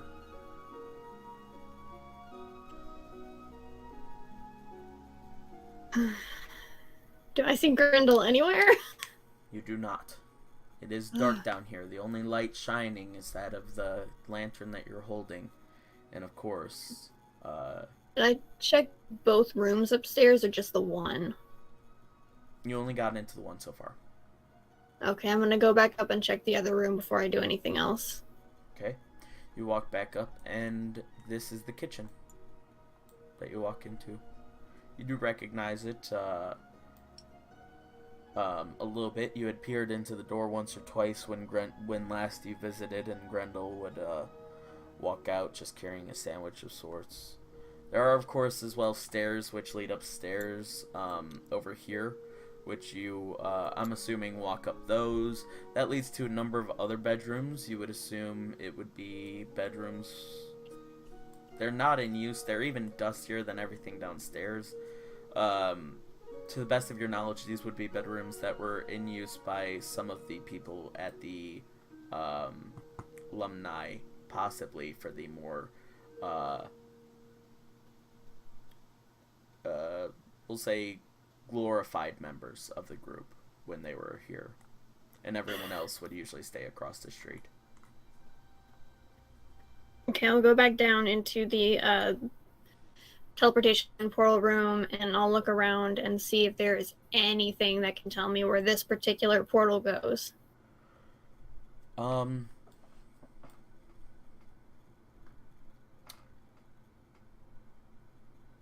ahead and make an Arcana check.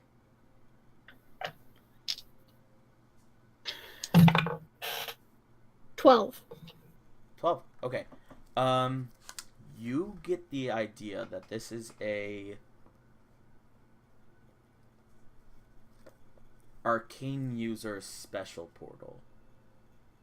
If someone has magic enough or power enough or even just influence or desire enough, they could make it a portal to where they wish. You have heard of these, you've not seen one before. These are sort of like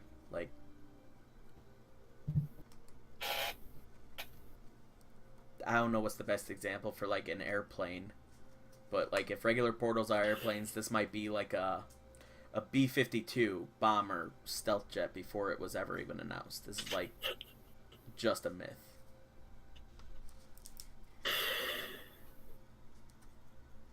Is there anything else around the room that I might think is useful? Again, you do see a couple of display cases and a couple of pedestals, like I said, but inside them are not so much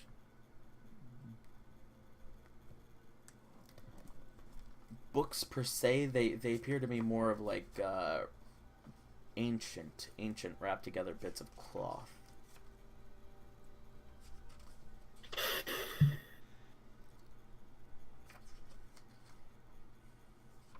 I guess I'll start looking around that stuff. Okay. Even See if it'll help me at all. Put together. Okay. Getting up a bit closer to one of the display cases, you see inside are 2 rings and a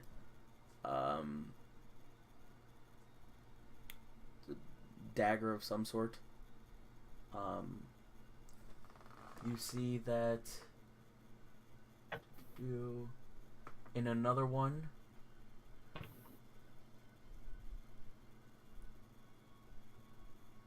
there is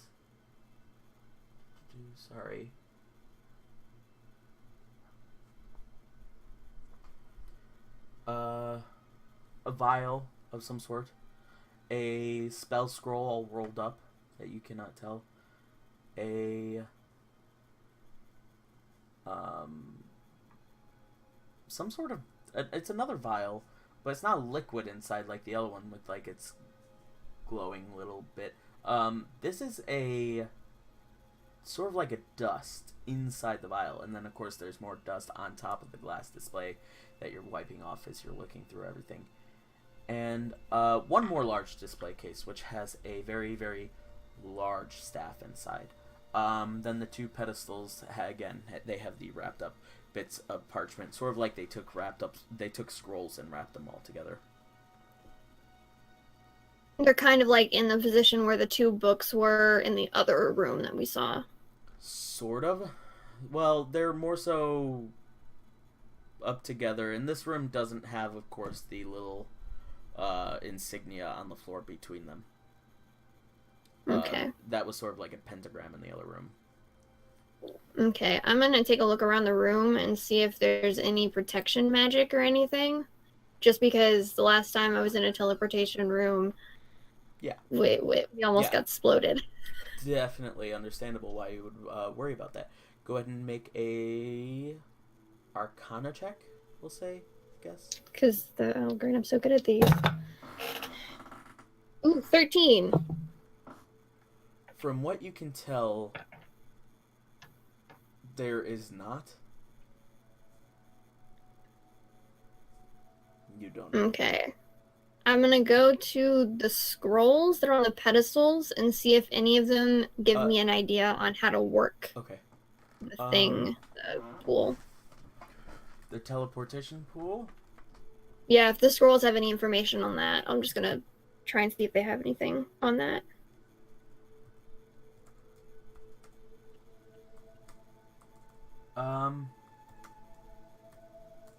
Oh, jeez. Give me 1 second to check something here.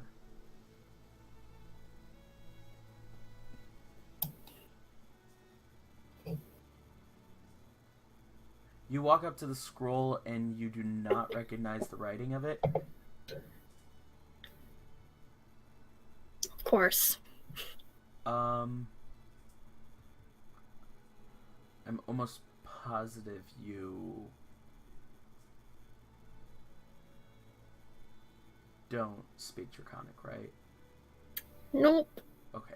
Yeah, you do not recognize the language, but some of the symbols do look very common to what Jax has written on some of his items. You And are get both the of them idea like that, or it's- just one of them? Ooh. Good question. Yeah, the first one is Draconic. Whoa, boy. Bless you. Thank you. Bless you. Thank you. The second one...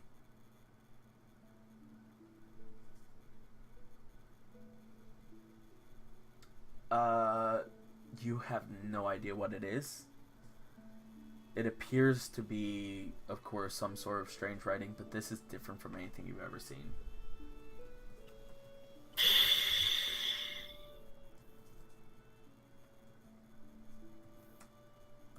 And I don't see anything else that could help me work the portal.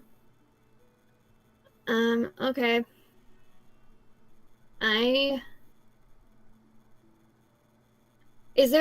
Are there any chairs or anything in this room? Like a desk or just someplace to sit or lay down?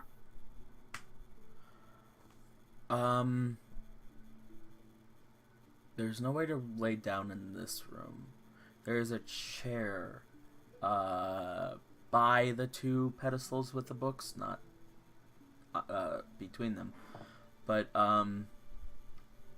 it is by those, and it looks like a rather comfortable, like, big leather chair, like a couch chair kind of thing. Okay. Is there any, can I look at the trap door and see if there's any way to close it while I can still be able to get out? One more time? Is there any way for me to, can I look at where the trap door is and see if there's a way to close it while I'm on the inside but still be able to get out? Oh, by trapdoor you mean secret door. Okay. Yeah, the secret door. Okay. Ooh, what would that be? Because I would assume if it's a secret room that they would want to be able to keep it secret. Yeah. Go ahead and make an investigation check, I guess. I don't know, I wish that they had something for like, Oh my god. of course. Investigation. It's an 11.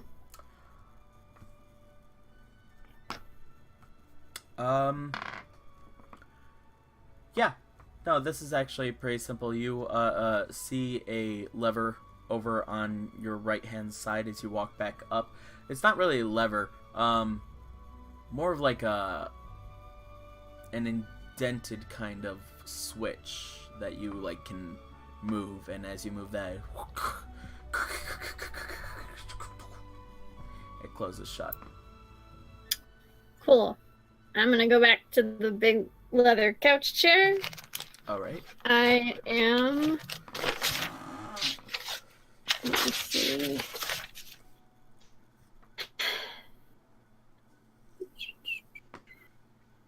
I'm going to eat a ration, and I'm going to take a nap because I'm tired.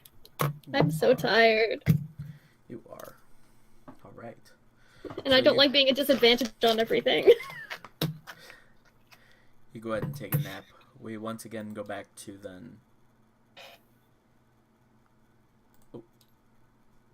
That one. To everyone else. Is there... Well, we'll stay here. While they're making their way over to that city as well. The rest of you. Here. A very loud creature walking around in a giant clearing up ahead. Please be an angry badger. Please be an angry badger. Can I like try to sneakily look up? Does this feel louder and bigger than the last thing that I just used all my spells on? It I mean, does. fought. It does. It feels louder and bigger.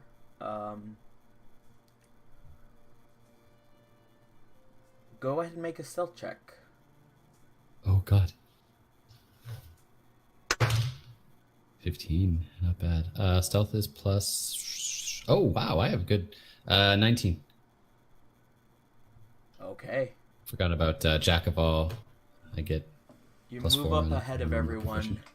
and you see there, in the clearing, is a giant pot stewing, boiling over a fire, and next to it is this giant ogre as he swings with a great club over his shoulder, looking around into the forest, looking around up everywhere, just going up to the pot. A whisper behind me. Do you guys think I Doing can it a take bit. this ogre? I have never fought an ogre before. He does not look that much tougher than a bear. Gonna through. I doubt it. But you can try. I heard go nuts and I heard I doubt it. Do I believe them? Go ahead and make a perception check, or not persuasion Insight? against insight. Thank you. Uh, Yeah, we'll just go with it. Just base insight. I rolled a natural one. It's Natural good. one. It's good. It's plus 3. I rolled a 1. I got an 11. He said go nuts. Yes. Mm-hmm. I thought we were letting him fight it alone. I'm trying to think of what you would take away from that with a natural one. Nothing. Yeah. So Yeah, no, I'm like, I You think he's talking about peanuts? Like, go get peanuts or something like that. I don't know. okay. So before I sneak up into the clearing, I'm just gonna. Oh, this is so fitting. I grab a little fur from the bear that I killed and brought back to life, and I squeeze it in my hand, and I Wait, open you it took and I fur spit from the bear? acid on it. Yeah, I have to. It's just a component, fur from a beast or feather from a beast. I'm just pretending that I got it from the bear at some point in time. Yeah, it could be something else. It doesn't matter. It's just for story or effect. It's just Gotcha. a component for spells. I didn't know if you like started skinning it like at one point. No, so it's totally up to you. But the way I always do spells is like every once in a while I'll make a spell caster like spend money on components, tell them how much it is, whatever, and then just assume that they bought the things that they need. I don't know if you want to do it differently, but let me know. Or if you don't want me to explain, I like looking up the spell and actually seeing what the components are. That way I can describe what my character looks like casting them. But I don't have to do that if you don't want to. It doesn't matter. No, that's perfectly fine. I just didn't know that you grabbed Okay. anything from that encounter. I completely ignore material components, just so you know. Okay. A lot of I people do do. I just do it for flavor's sake. Anyway, he pulls out some feather from a beast or fur from the bear, spits Yeah, acid like I at just it, and assume then- if you cast the spells that you have why would you have a Yeah. spell that you don't have the ability to use? Like, if I totally. I've it's always something done it like that way with the too. resurrection, like where you need a diamond or whatever, like that's a little more particular. But Yeah. I've Most always of I've always it's- felt the same way too. But when I started watching uh Caleb do it and he described it all the time, I felt like I was cheating by not at least describing it. But I don't have to. Okay, so I'm casting enhance ability Constitution on myself, Bear's Endurance. So I have advantage on Constitution checks and I gain some temporary health. Okay. Oh God. Ugh, I really want to show you these double sixes.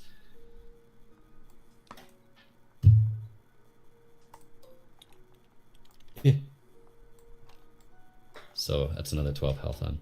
That's pretty cool. I'm rolling well tonight, guys. I don't know where to put temporary hit points. Anyway, there. It could be in D Beyond. Yeah. And am I still out of sight? Like, You are. or can I do one more thing? Because You're about 120 feet away from this ogre. This giant ogre is moving around, back and forth around his pot that he's stewing, with his club in his hand, and there appears to be some sort of chest overflowing with items to his side as well. okay, so I'm gonna use one of my charges from the mandolin and cast Invis on myself and try to sneak up and get a closer look. Invisibility? Alright. Yeah, I have 5 charges left, 4 charges left. Okay. Yeah, this one is good enough.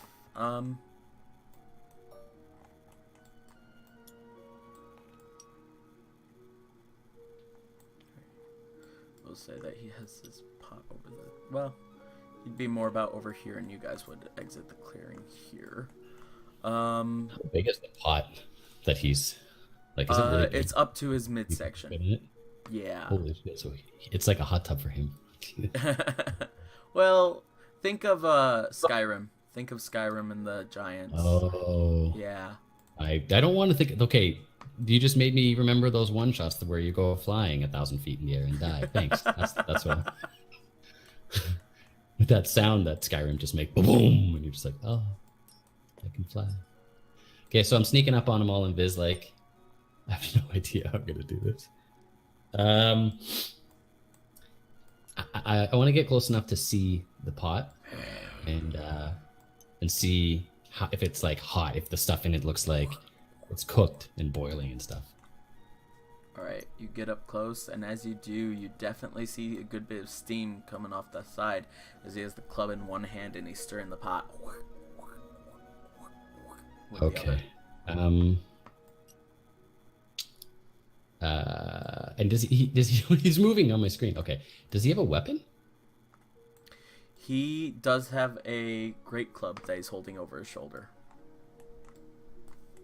Okay. How close do you get? Let's see. I would get within 60 feet, 50, 60 feet. I can see from there and not have to So you stop get at too 60 close. feet out? hopefully. Alright. Yeah. And I think I know what I'm going to do, but I look back at the group just to see if I get any reassurance from them one more time. And then I turn around and he touches the mandolin again. They don't look at you, though. They can't see you. They can't just see me. like- Oh, they were around the corner. Okay. Yeah. Well, you're invisible. Yeah, that makes sense.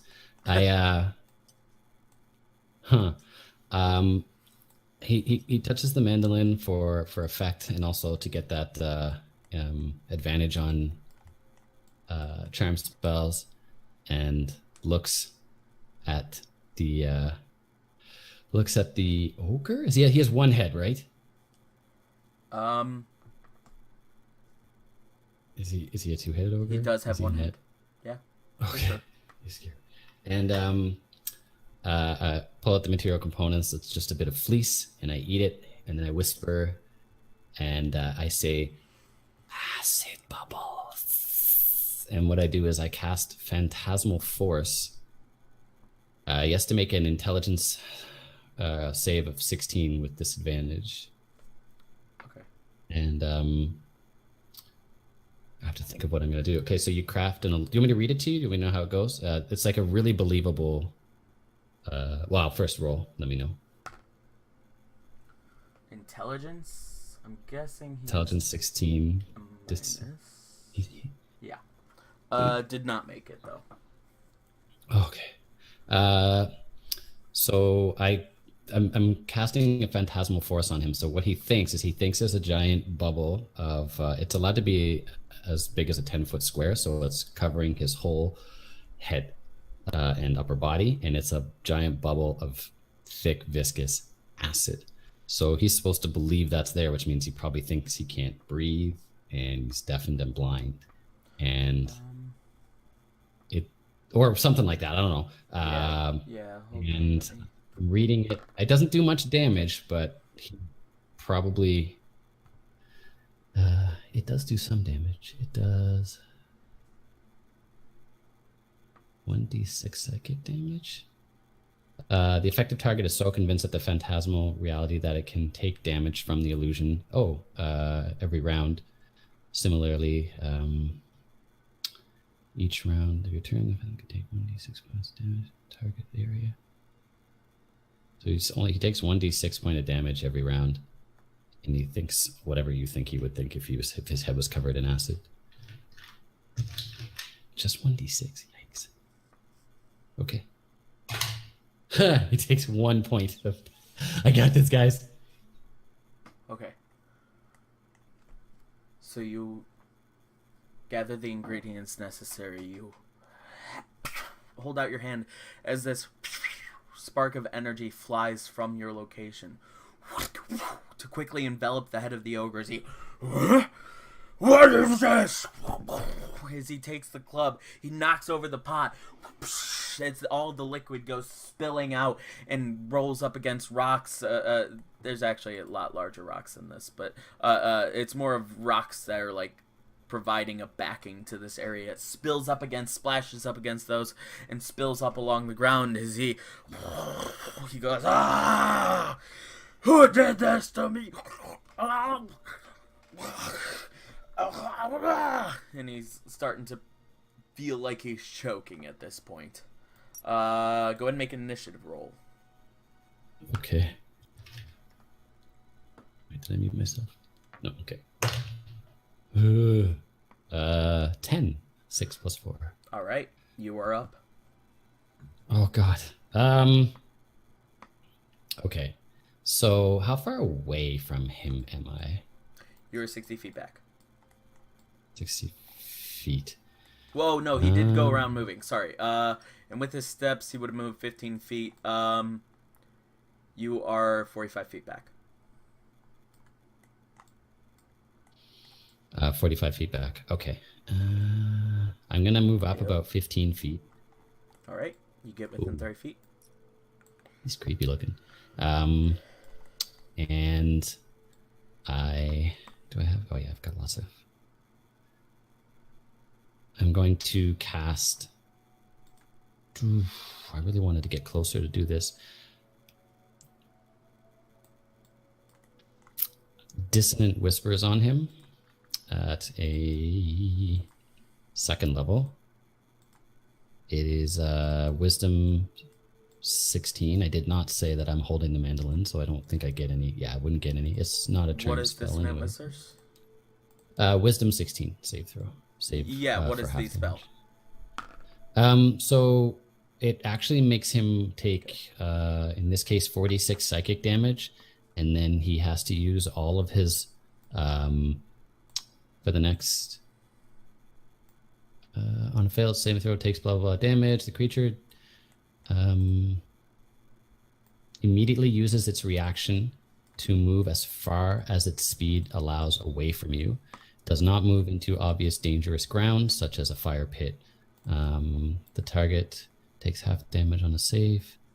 So he just moves like max damage away from me, or max movement speed away from me with a reaction. All right, and he takes roll 4d6.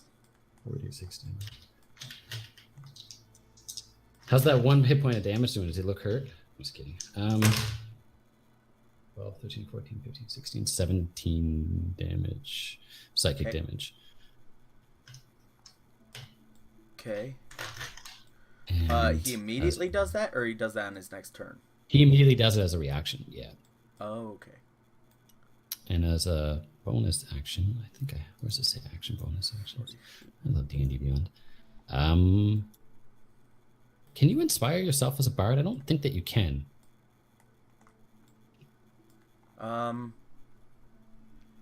pretty. A creature within 60 feet that can hear you gains inspiration. I think there's like you can't do it to a certain don't level. think so, Because yeah. I remember. Yeah, okay. So I'm not going to do that. I'm going to use my glamour version, which is the one I can do on myself, and that is that I gain. Well, I don't gain any temporary hit points because I already have that on myself from before, and it's more. But I get to, as a reaction, move my maximum distance away from him. So I move another 30 feet in the opposite direction. So whatever his maximum distance is, and then whatever my maximum distance is, that's how far away we are from each other. I'm 30. Actually, no, because I was within 15. So I'm 45 feet away, and he's whatever on top of that, whatever max it is. You were 30 feet away. He moved 40 feet away to 70 Okay, so he feet. moved 40 plus 30, 70 plus 15, because I didn't go right Yep. next to him, right? I was 85 15 feet away. Okay. I got some distance. That's it. That's all I can Is do. that your turn? That's my turn. All right. He is still screaming, confused, and he's just going to march around this way, just wander around during his turn, 30 feet. He's sort of taking his club and swinging it just at random stuff, too. Doesn't really know what's going on. Oh, okay. And that's his turn. I don't know how long it would take to knock out a net, and yeah, ogre. But I would imagine it's a long time. So I'm just going to follow and try to keep eyesight on him, but stay as far away as possible. Okay, you already lost him, though. He did I? definitely went out of your vision when he went behind this giant rock formation. Okay. And so this only lasts for a minute. So after 6 rounds, if he's not, I don't know how. Oh yeah, he has to take more damage. Another d6 psychic damage. So Wait, which way I don't would know you when like that to go? happens. I guess it's hard to see on my end because it's very slideshowy, like sketching back and forth. But I guess towards him and then off to one direction. Like Which if that's direction? Left that or umbrella right? symbol is him, let's go left. He's not there because he's hidden from view. Oh, got it. Yeah, so slightly towards him and more to the left. You than move towards 30 his friends. feet, you get this far. Okay. Oh boy. I can't really hide because I'm in the middle of nowhere, right? So I'm going to wait. I'm going to wait till see what happens at the Probably end of the minute. smart, because Fine. if you had gone like in front of him, he's swinging around. So, Yeah. all right. So you wait for the rest of your turn. Yeah. In fact, I'm just going to try to like listen and see if I can hear any sound coming from him. 5, And, 10, He 15, thinks the 20, acid's doing whatever it's doing. 25, 30. Yeah, and you still hear a good bit of as he comes around swinging. He just peeks now into view around the boulder formation with the acid around his head. Oh, that's been round. Go ahead and roll d6. Okay. A5 this time. And I'm gonna sort of try to keep back till almost the end of the minute. So I want to say like 3 or 4 rounds, or until he finds me. And I'm just gonna try to keep my distance, just to describe to you what I'm gonna do. And then I'm going to try to cast it again at the end of the minute. So that's my attempt. But if he gets close to me or anything else changes in that time, let me know. Okay. Do us Just a to favor, make it go ahead and roll quicker. an intelligence check for us. Okay. Straight intelligence, right? Yeah. It's 0. Okay, just die roll. 11. Wait, don't I have anything special for Jack of all trade? No, I don't. Okay. with that 11, you get the idea that with what Zash had said at the end of your last encounter, Oh, he's not aggressive to me because I he attacked needs him to be a first. hostile creature. Yes.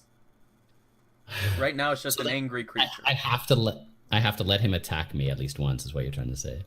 He doesn't Or even I know have you're there. Like, he hasn't seen you. He's not hostile toward you Okay. because he hasn't seen you. Okay, so I yell out, "I am killing you, giant ogre! Okay. You will die to me. It's lethalish. Be aggressive to me." So, and it's his turn now, right? Yeah. He hears this. He cannot see you, but he definitely knows the location that's from with his perception check. Would you say he's angry at me? I would say... Yeah, he's angry at you. 5, 10... Sorry, the face Rachel was making me laugh. I apologize. Yipping like a hyena. Okay, at this point, with his movement, I would say that you could use a reaction to, like, dodge out of the way slightly. But he uses action to dash, and he's definitely getting within range of you. Would you like to Okay, use so he's right reaction next to me. Sorry, did he use all of his stuff to move, or is he attacking me? He right hasn't now? moved all the way, because he's going to bump into you, is what I'm saying. Okay. Could I use my reaction to cast instead of dodge, or just dodge is the only thing I can do? Do you have anything that's like a bonus action to cast? Because reaction is not an action. Yeah, that's true. Bonus actions are...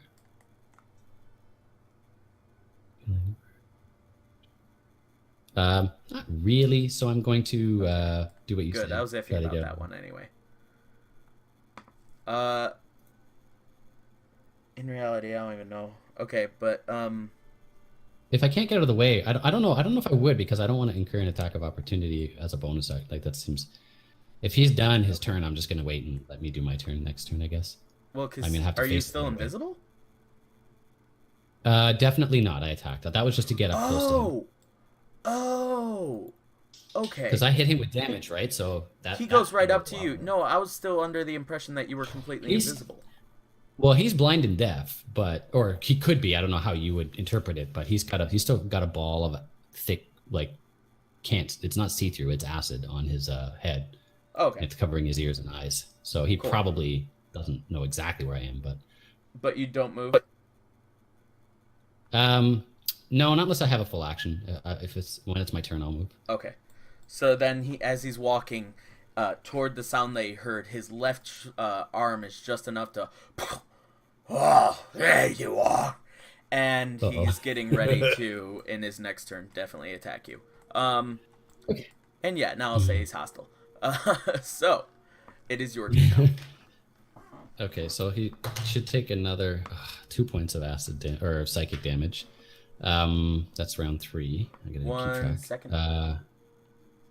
Okay, got it. And I'm going to use a tactic that I've been talking to the group about, or at least part of that tactic, which is I'm standing right next to him, but I'm going to cast Dissonant Whispers again, because it makes him, if he fails, because it makes him choose to run away, I get attack of opportunity damage on top of this. I have looked it up to be sure.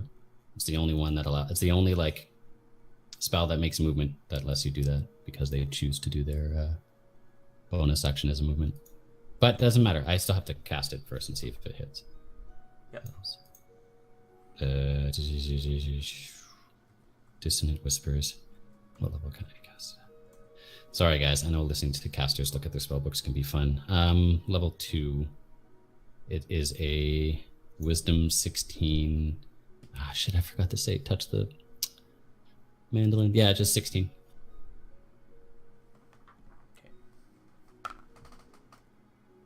All right, he does not make it. Okay. So he has to run max distance away from me again. And he takes... I only cast at level 2, so he takes 4d6 psychic damage plus an attack of opportunity. What do you want? I can roll the attack of opportunity first. I've never meleeed. What's 14 plus? I don't even know. Rapier plus 6. 20? I would imagine that hits him. 20 damage? No, Or 20 you to hit using is your just for the rapier? attack. That's just for the attack of opportunity with the rapier. Yeah. Gotcha. Yeah, that does hit. Go ahead and roll damage. Did you roll the damage for the Dissonant Whispers? I didn't yet. So 1d8 plus 3 for the rapier is 4. That's 7. And I think it was 5d6 at second level. Dissonant Whispers is 4d6. So 15, 16, 17, 18, 19. It's 26. 26 damage even. You use the 3rd level spell slot? Or 2nd level, I mean? Second level, yeah. Okay. Yeah. 16... I want to be a big monkey again. Wait, that's the wrong accent.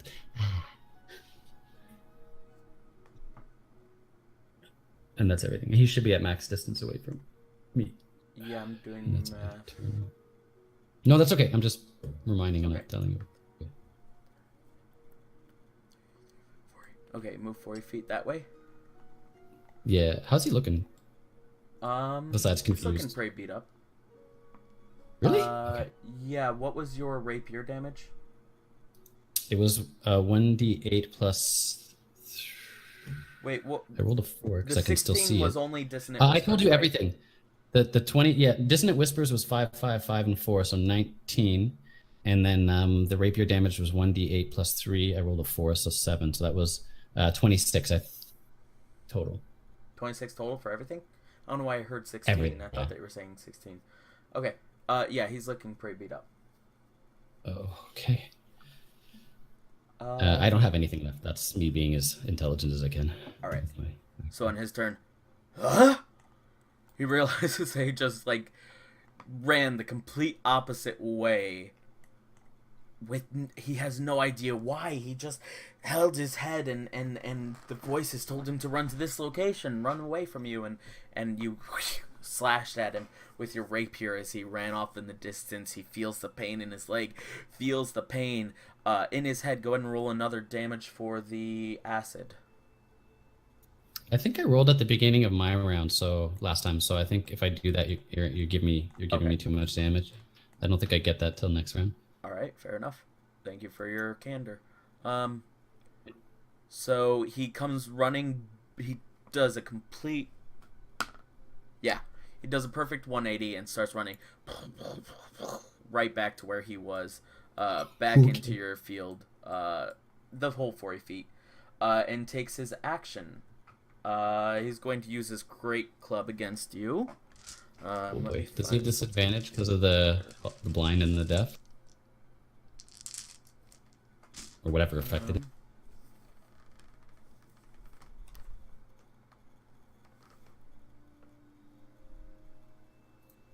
Sorry, Phantasmal Force is weird because it's basically based on imagination, right? So you can say DM can take it in any way. All right.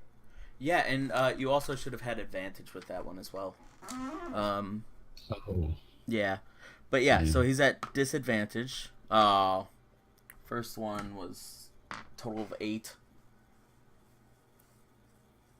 Yeah, armor class is 16, so he would have missed. All right, so he comes up and slams it down, but hits just to the side of you as he looks up, looking straight ahead at where he is aiming, but it's just slightly off from you. That is it for his turn. What would you like to do? I am. Oh, and now do the damage. Okay. Damage is 2. Okay. I think it's Everybody more else. about him. Yeah, that's what's that? 4 rounds. I'm gonna do Dissonant Whispers again at 3rd level this time. It's my last 3rd level spell. So Wisdom 16. This time I am actually going to make sure that I'm. Wait, is it actually a charm spell? Doesn't say charm. Doesn't matter. It's not a charm spell, so I don't get advantage.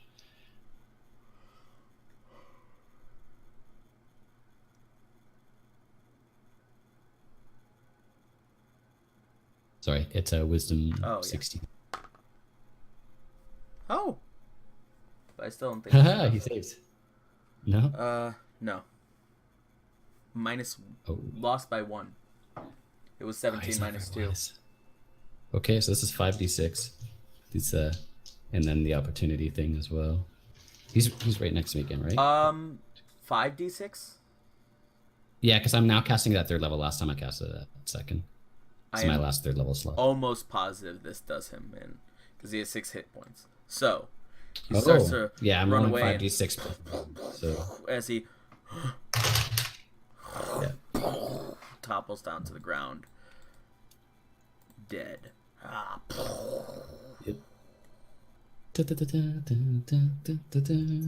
As you feel the surge of power fill you up, that wind once again surrounds Italy, but this What is time happening? with a bit of a yellowish glow. I want to the hold wind on to dies my down. rapier as tight as I possibly can, just in case. All right. Slowly the wind dies down, and you land. Well, you once again have no more lightweightedness to you as you feel a good bit more powerful. You are now level 8. Ooh. Great job. Ooh. You were level 7, right? Yeah, it was. I just Okay. didn't know what the reward was. I didn't look it up because I didn't want to Yep. ruin the surprise. You go up a level. Man. We listened to you fight by yourself for 20 minutes so that we don't even get to level up. Wow. Okay, I'm gonna shut up now. I tried to make it as fast as possible. No, I was joking. It's cool. I'm not bitter at all. This is the highest level I have ever played at. I mean, I feel so powerful. No, I don't, because I haven't rested. Yep. And he didn't get a single hit off. I guess that just goes to show me that I need to bring in more powerful enemies. Alright. Congratulations. As the rest of your group comes out to join, the fire is still extinguishing itself from all the liquid falling onto it, and this noxious odor fills the air of rancid, a very strong sulfuric smell too, like terrible rotten eggs and rancid, horribly rancid meat. So Itzley jumps up and down and screams, I did it, I did it. And then he pulls out his book and he starts writing a story. He's like, Itzley, solo, kill. And he starts writing the story about how like he was beaten half to death and survived by the skin of his teeth, only using his muscles and his pure strength to win, like something completely opposite of what actually happened. Oh, there is treasure over there. Please. And then, oh wait, they're not even around. They can't hear me, right? I'll go up, go get them. I said that they already came up and Oh, okay, sorry. caught up after they saw that the thing was over. Do you guys go to look? Yeah. See, Tristan, those cards aren't all bad. Yeah, Tristan's gonna look for the. He just glares at Zash. He doesn't say anything and goes to look at the loot. Go ahead and make an investigation, the lot of you, whoever would like to. I would say I'm too distracted. 17. Okay. You find the scroll of stone skin inside. A potion of thunder resistance. 3 greater potions of healing. And a lot +1 rapier. of miscellaneous items. A set of small nesting dolls of adventurers, puzzle box crafted of glass, which contains an elven gold coin, an iron pyramid engraved with elven faces, lodestone, You're gonna have to send me that on the chat later. Well, all those miscellaneous items are little trinkets and stuff. Are there any ones of them that you wanted to take?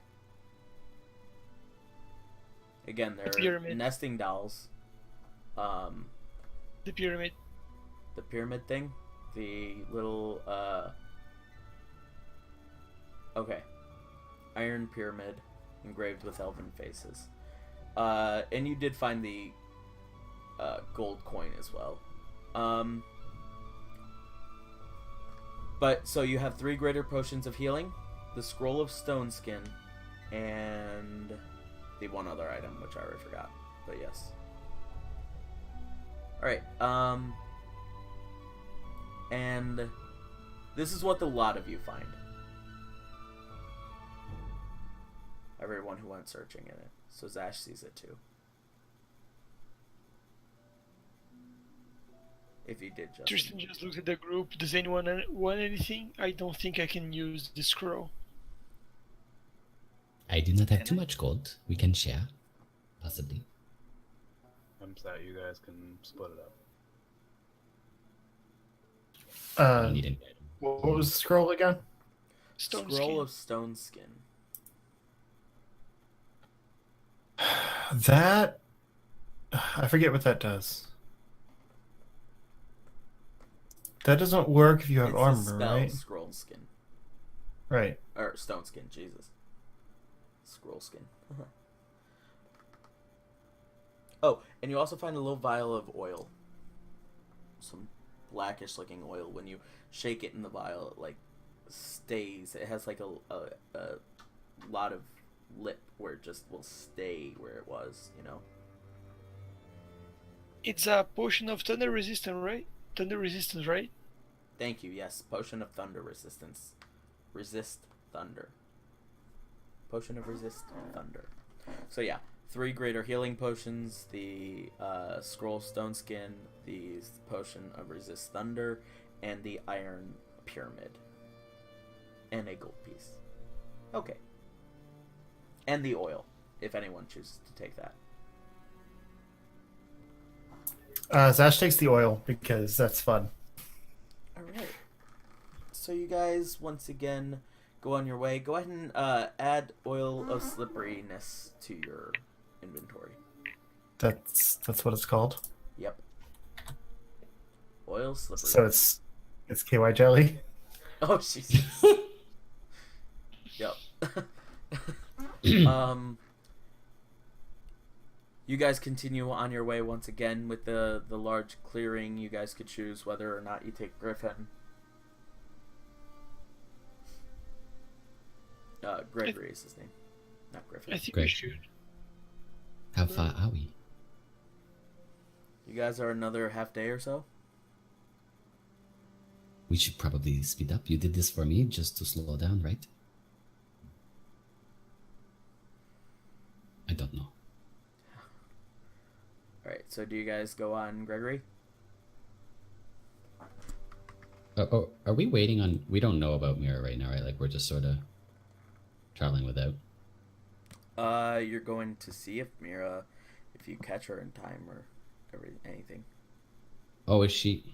Sorry, I have bad sense of direction. Is she where we're headed? Yeah. Yeah. You guys are heading to the city of Lum. Yeah. But Brandon, do you guys take Gregory? If everybody else wants to, we can. Okay. Yeah, you guys then hop on Gregory and speed up your pace to Mira a good bit quicker. Let's go back to there then. Mira, you finally wake up well rested. Did I get full 8 hours? Yeah, we'll say that you did. Do I lose my exhaustion since I ate and slept? You do.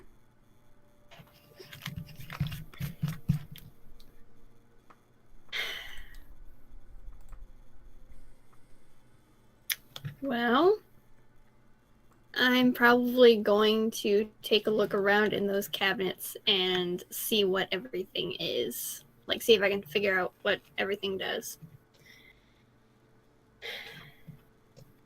Okay.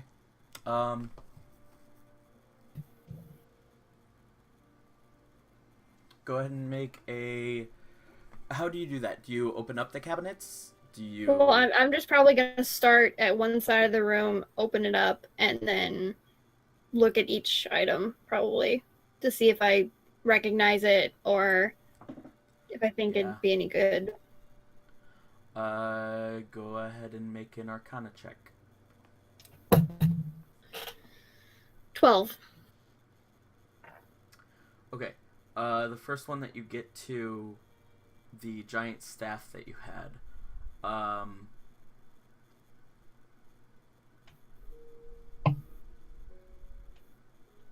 Actually, you go to lift it up and take a look. You do have an idea of what this is. You'll need just a little bit of a closer look to know for sure. But you go to lift up the case and it's held into place by the lock. Is it a normal lock? Seems like it. From what you can I tell. will attempt to pick the lock. Alright. 11. I've been rolling a lot of 3s tonight.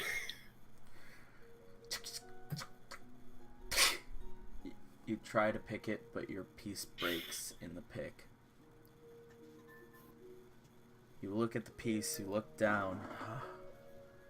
It's a shame that happened. Maybe if you could just... All of a sudden, on the ground around the sides of you, little pieces start to lift up. And acid starts to pour in from the pieces, the holes that lifted up out place, and starts to fill up, mainly directly in front of you. Let's go ahead and make this like little room. Let's say that this is you for right now, 'cause, yeah. Like you were up against the wall at one of the pieces, and little bits of acid filled enough to fill like a 5-foot cube outward, but it has not reached the table yet. You got to move quickly. So wait, what's around me right now? I'm standing in front of the cabinet. There's acid off to the side. Yes. Was I able to open the cabinet, or was it closed? Your pin broke in the lock. Okay. I wouldn't So say it is lock-picking tools, though. So it didn't break in the lock just broke. Because I was under the assumption that was like a lock-picking pin or something like that, but yeah. The lock broke. At this point, So it's a glass display case. Top is, at least. I guess I can take the butt of my short sword and try and smash the glass. Okay. Go ahead and make a strength check.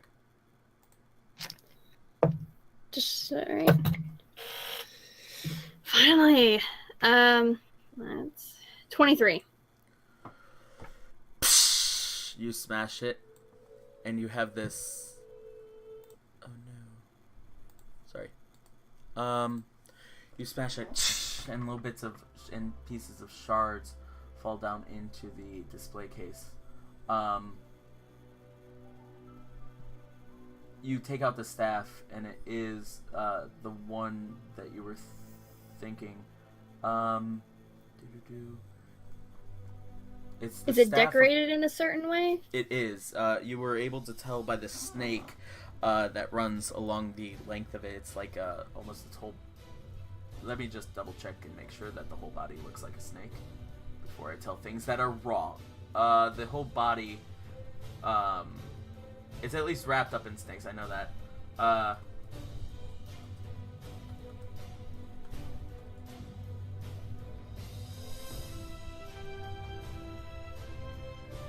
Okay, it's, not quite.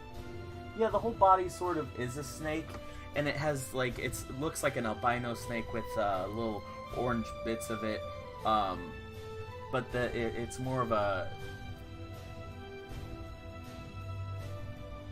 I don't know how to describe it. You pick up what you know to be the staff of the python.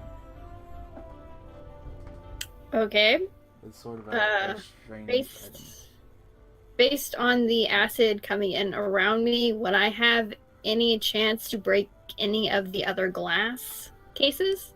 You probably would, especially considering that, well, yeah, the acid is just now reaching the display case that you were at, but there are other ones over here, and for some reason it doesn't seem like the acid is so much leaking over in that direction.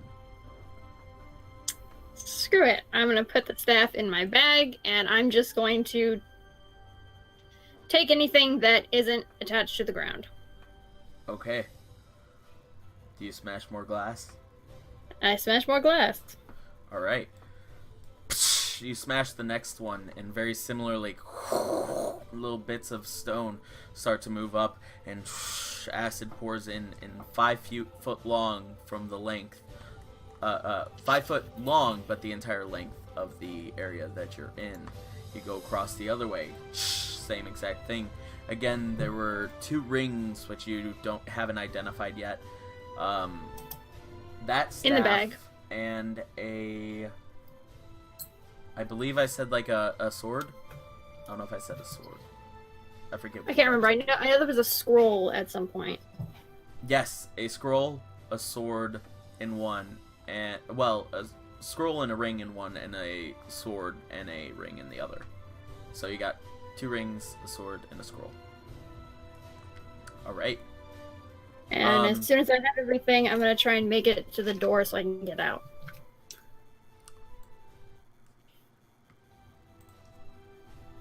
Let's see. You turn around.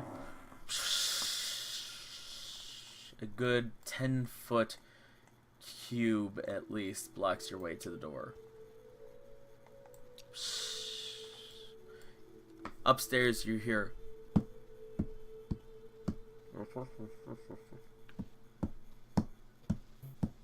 walking around, and a little mumbled talking.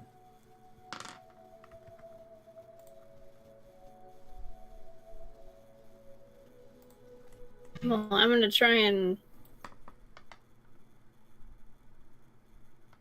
if I can, to try and acrobatics my way over it. Or jump. Go ahead and make a perception check first. I'm so good at these. Yep. Oh, actually, 20 total. Wow. Yeah, no, you see that the acid in front of you is definitely blocking the way of the door. There is no acid that has reached or blocked your path to the pool at this moment. I can't use the pool. So is it water? Right now it's not glowing. It still has the lever to the side of it. It's just an innate pool. An innate teleportation circle. Can I stand at the edge of it near the lever? Is that path blocked? It is not. It's up here to the side, and The pool is more so like around here is the best. Well, I wonder if I can make a sphere. I don't know. I just don't have it all put out right now because I was okay. The pool itself. No worries. No, you're good. The pool itself is definitely accessible. The acid has come through and burned to this 5 feet here. Let's see. Burned to this 5 feet here. Burned to this 5 feet here. And the pool itself and the little lever are very accessible though. And it's burned to this 10-foot zone here. Okay. So I'm gonna go there, stand with my hand on the lever ready to pull, but I want to hear and see if those footsteps are gonna come towards this room. With your perception check,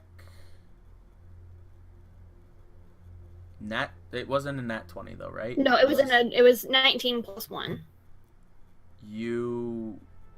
do not hear them coming closer. That being said, they sound familiar. I'm just gonna call out, Grendel, is that you? But It's as at this loudly point- as I can. It's at I don't this really want to point yell into the mic. that the rest of you who made it to the city of Lum and knew where you could find Grendel that Mira was looking for went into the Lumni holding area, and from the wall beneath, well, from the walls it seems, or from the ground beneath you, you guys hear Mira yell out, "Grendel, is that you?"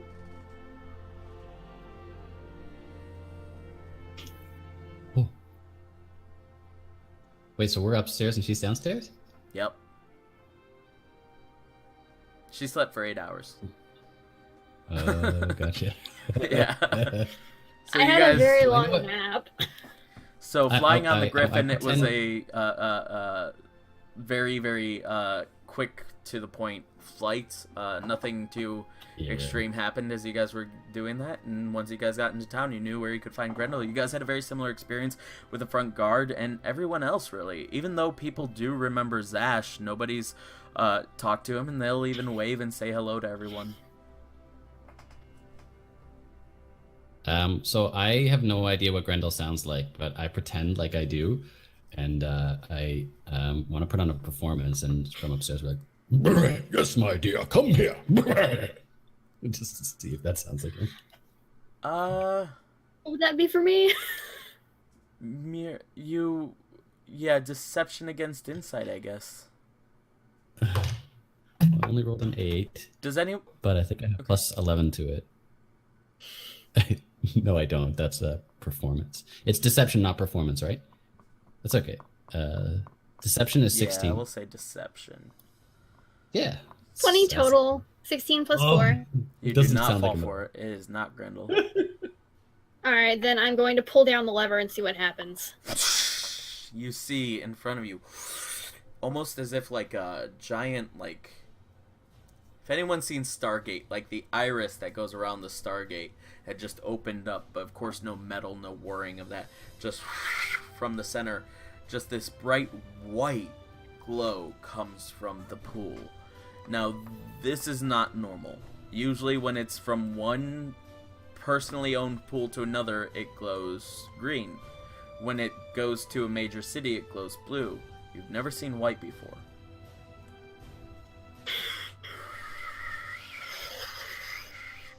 It's almost like Acid. a whisper of like wind we're flying through it too. Oh gosh. Acid. The What is Scary pool. Acid. oh, Scary pool. I jump in the pool. all right. Ooh. What are you thinking when you jump into the pool? I'm just thinking I want to see my mom. Okay. That's all I want.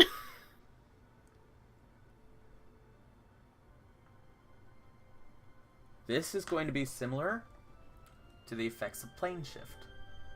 Oh. Do us a favor. Because I'm so wise.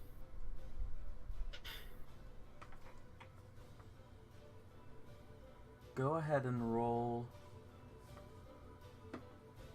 a d20. Just straight up. Wait, I'm looking at plane shift now. I think it's a wisdom. Hold on. I have Amulet of Planes. Well, let me check with the actual spell plane shift.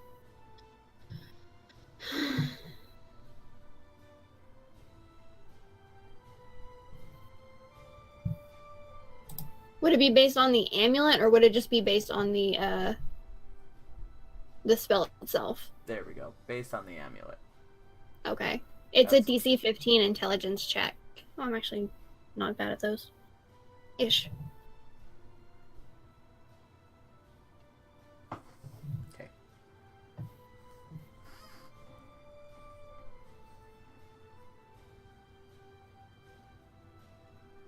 Did you roll it? Yes, 19. If it's just a Nice. check. You jump through. And as you do, you just see it's interesting. You see below your feet, you jump in, and the moment your foot touches, blue starts moving outward from your foot as a point of origin, just until it encompasses and just reaches the edges as the rest of your body and your eyes and head fall into the pool.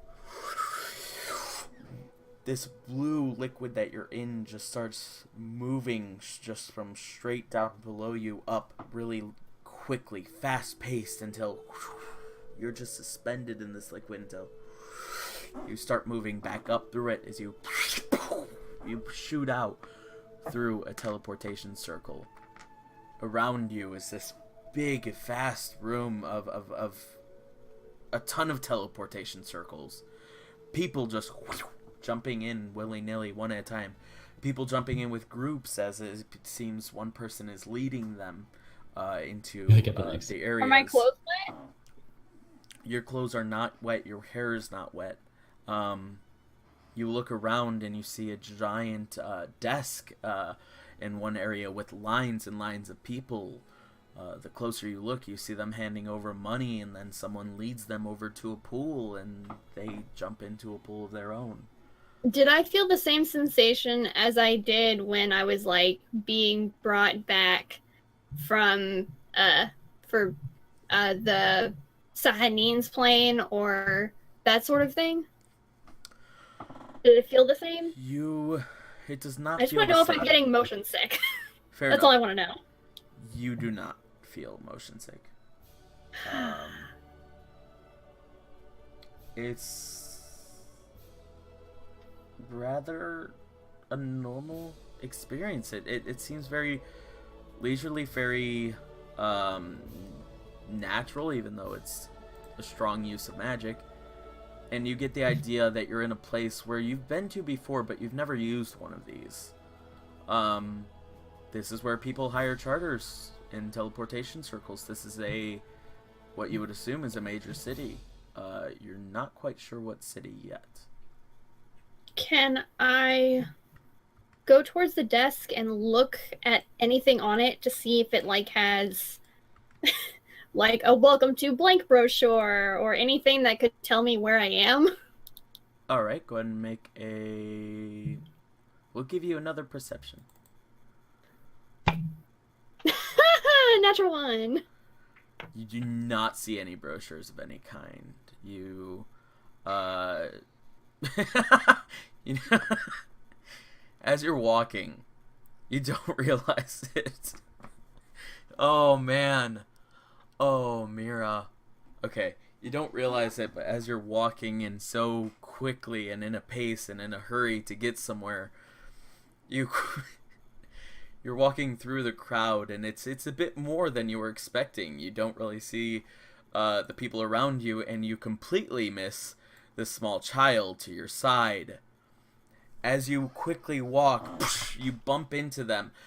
Harmless to you, but to the small child, you're sort of overpowering a bit, to the point where the child who was following behind his mother gets falls back into a teleportation circle and just is gone. Holy No, Wow. that's a natural one, guys. Oh my God. Can I try and like nonchalantly get out of this situation before the mom knows? Yeah, Is she there didn't nothing I notice. can do? She did not notice. She was Oh, walking with the God. tour guide, talking with that person, and the child wait, was following wait. behind, not holding onto her hand or her the back of her coat or anything. He was just walking. Damn it, can I try and grab the lady? You can if you I'm want. turning over a new leaf. I'm gonna try and grab the lady and say, hey, your kid fell in the pool. What? Evan! She quickly jumps in, and the tour guide goes, "No, you're not supposed to be traveling to that location." And she also follows. But that's the end of that encounter for now. Do you follow? No, I'm gonna like, go towards the front desk. I'm like, that happened. You just shake it off. I'm on a mission. I'm on a mission. You go up to the front desk and you see a lady behind the counter wearing very, very much so uniform for the teleportation circle kind of thing. Think flight attendant, essentially, kind of uniform dress wear for everyone. Men are wearing more so, both women and men. Women are wearing like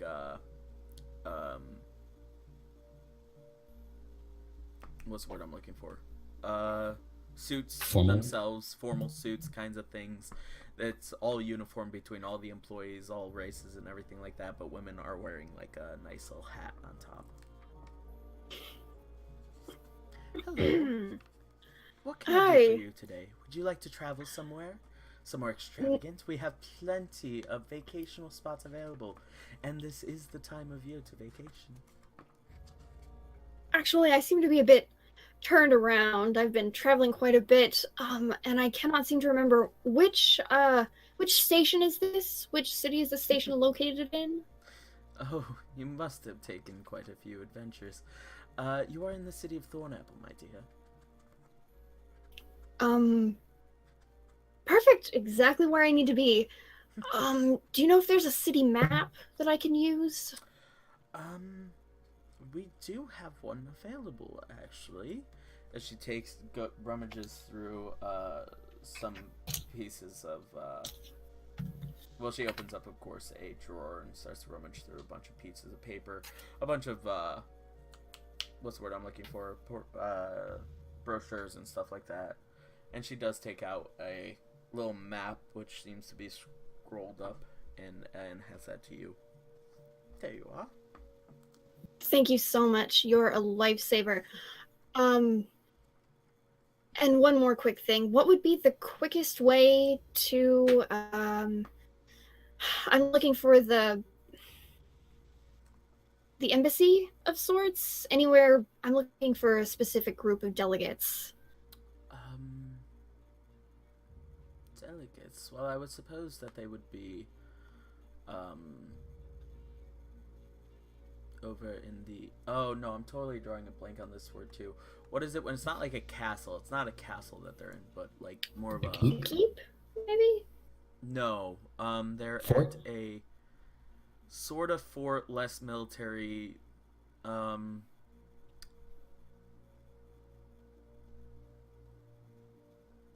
feel Okay, like this we're word playing that works game for where it. someone draws something and we're all trying to guess the word. Yeah. Yeah. I can't think of anything They're off the top of over my at head. the Lord's Mansion, she says. Thank you so much. Of course. The Jarl's Mansion, she says. Sorry. Alright. And I hate to be a bother. Would you mind pointing out where that is on the map? Of course. And she circles this very large building on the map for you. And then I try and look at the map and see where this, like, that you are here at the station, where the station is on the map. Go ahead and make an intelligence check. 13. 13.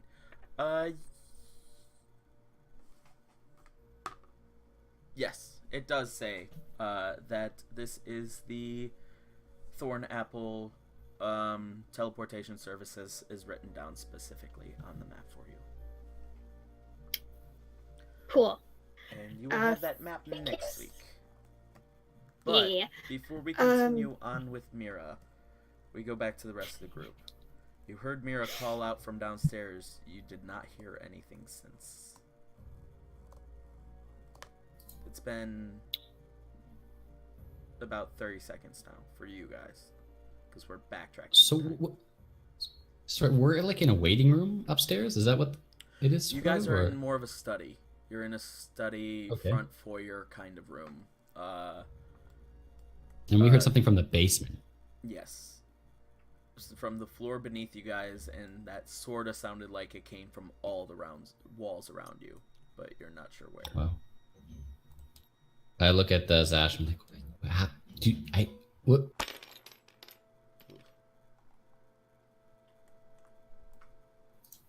I think. What's our plan? Tristan asks, have you guys been here before? You know, what is this place? Yeah, but last I knew, they weren't a big fan of me. They seem okay right now, but maybe their memory's just failing them. What did you do? What didn't I do? Let's move on.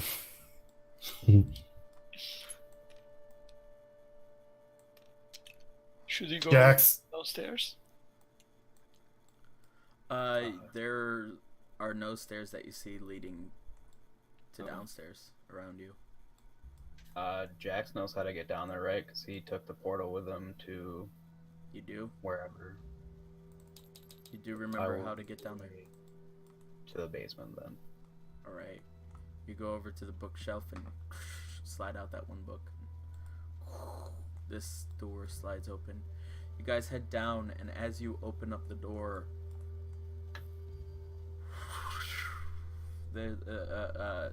this air pressure sort of quickly pushes against you as you guys get to the bottom and open up a door. This rush of differencing and odorous, kind of warm almost air rushes up against you guys, and you guys get the idea now, seeing into the room. Brandon having opened up the door and being the one to lead, you see that there is acid in about this much good area around the door, and there's only about 2.5 feet around this sliver right here. You do see a portal. You see a bunch of pieces of furniture that are falling and slipping into acid that are almost gone. Open crates or open display cases with smashed glass as the base of the display case is just now reaching the acid and dissolving into it. At the same time, the acid itself dissolving the ground around you. The closest point to you, which is not on acid, is about 10 feet away. And then there's a small 2.5-foot sliver that runs the length around the area to the teleportation circle, which is glowing blue. And this blue hue is the only thing to light up the area that you can see without any dark vision. Oh, and there is a dropped lantern on the side of it as well, with a green flame that's also sort of lighting it up. So it's a teal light that lights up the room. Well, there's no body, so I don't think she killed herself in here. I'm assuming she went through the portal. But we came here to speak with Grendel, so...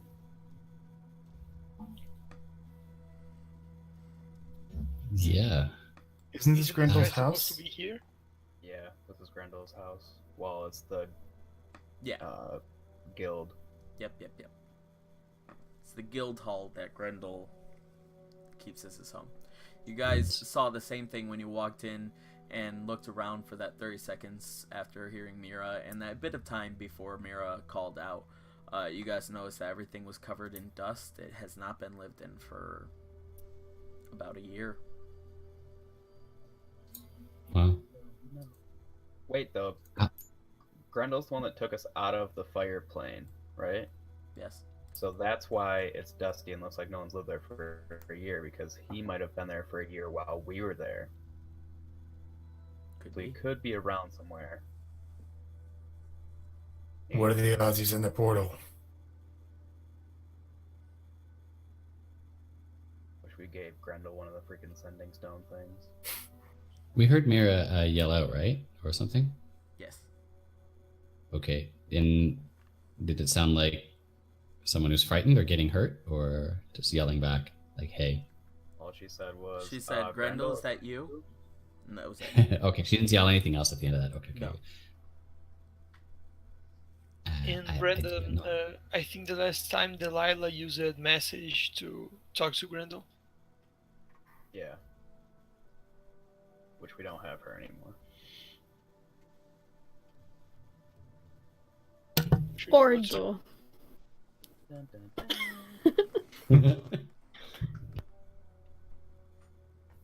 Yeah, I don't have anything. 'Cause I'm just a paladin.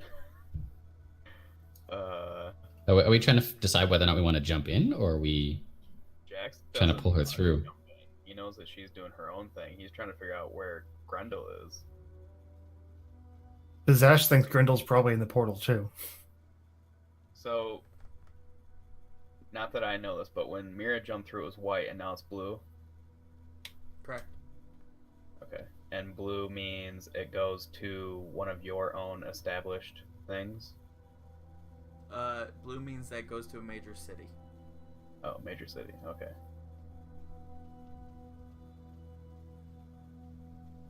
Does there look to be anything we can use as a control device around it, or not really? Is the acid spreading towards us, by the way, or is it just standard? It is slowly advancing. For the most bit, the acid has dug down into the stones, so it's not like really creating outward expansion anymore. It's just digging down. But Were there any still like going. guards outside or guildmates of this guy's? Because we're in the main foyer. One. There are no when we guild were, right? mates. I mentioned this before the game and stuff like that, but that was a while back. Before you joined the game, I should say.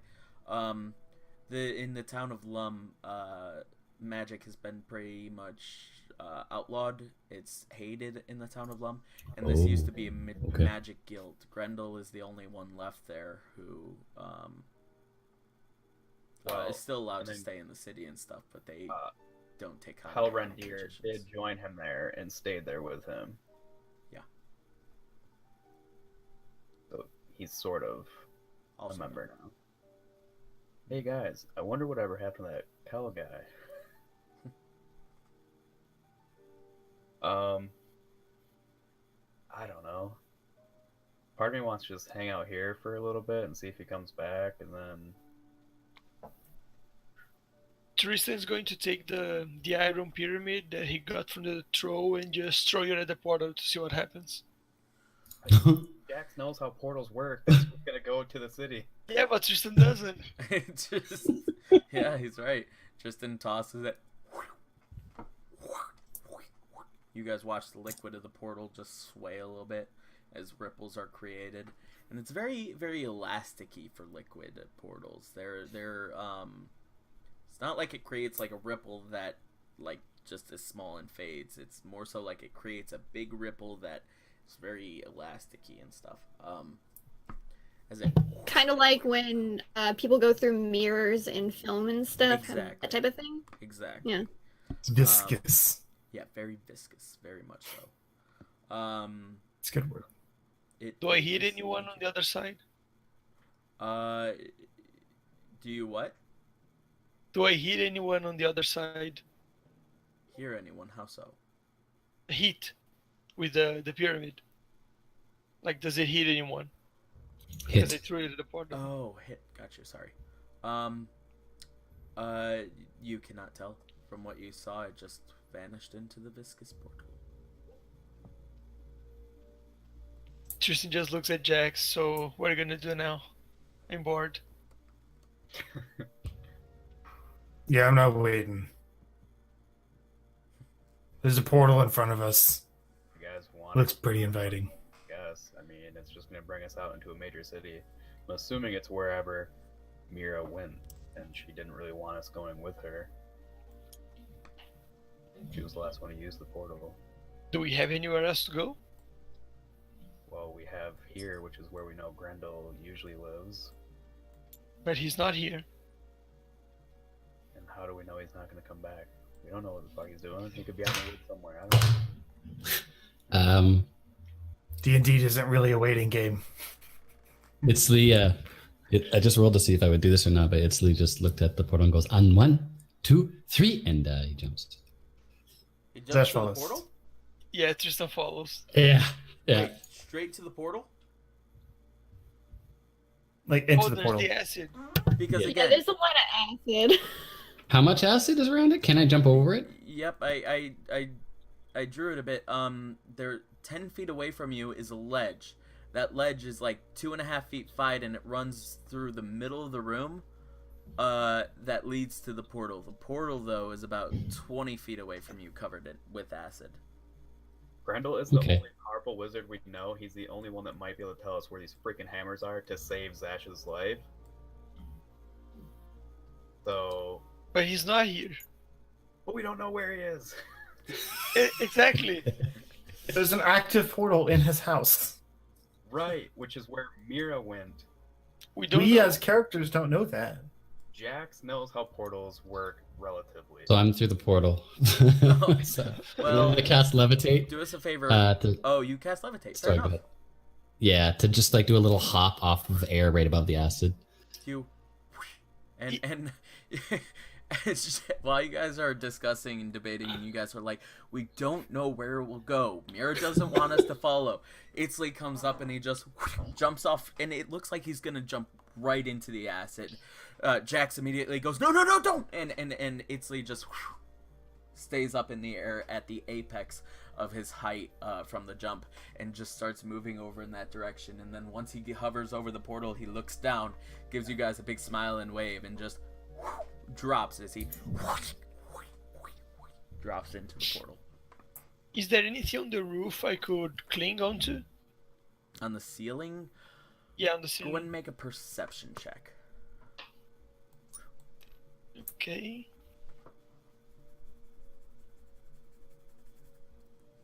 That's very bad. It's a 7. You don't see anything. There are, of course, no light fixtures down here. There's nothing, and it is pretty dark, especially for a There's- human. There's other mages guilds within other cities, right? Just like the Fighters Guild. Yes.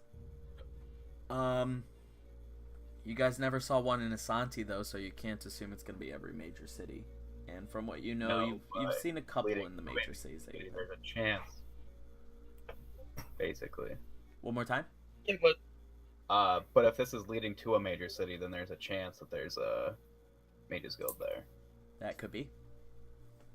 Jax is really focused on finding a powerful wizard to help Zash. It feels like everyone else is just like, let's run and do random things. So I'm trying to justify me wanting to go through the portal right now Fair. so I can follow everyone else. Otherwise, he's gonna hang out here and wait for Grendel because he doesn't know what else to do. Well, my only logic for it is that Grindel's not here. There's a portal here that clearly he uses because it's in his house. in the So it's a port. Jax has used this portal before, and Where did Sorry, it go? I thought that Zash was actually saying like, yeah, but this is what I think. I think he's on the other side of the portal. That's why I jumped in. If you didn't say that out loud, then I wouldn't have jumped in. So I mean, that's what he's rationalizing. Yeah. yeah, But Jack's never told us that he's. You didn't tell us you've been through there or where it went before.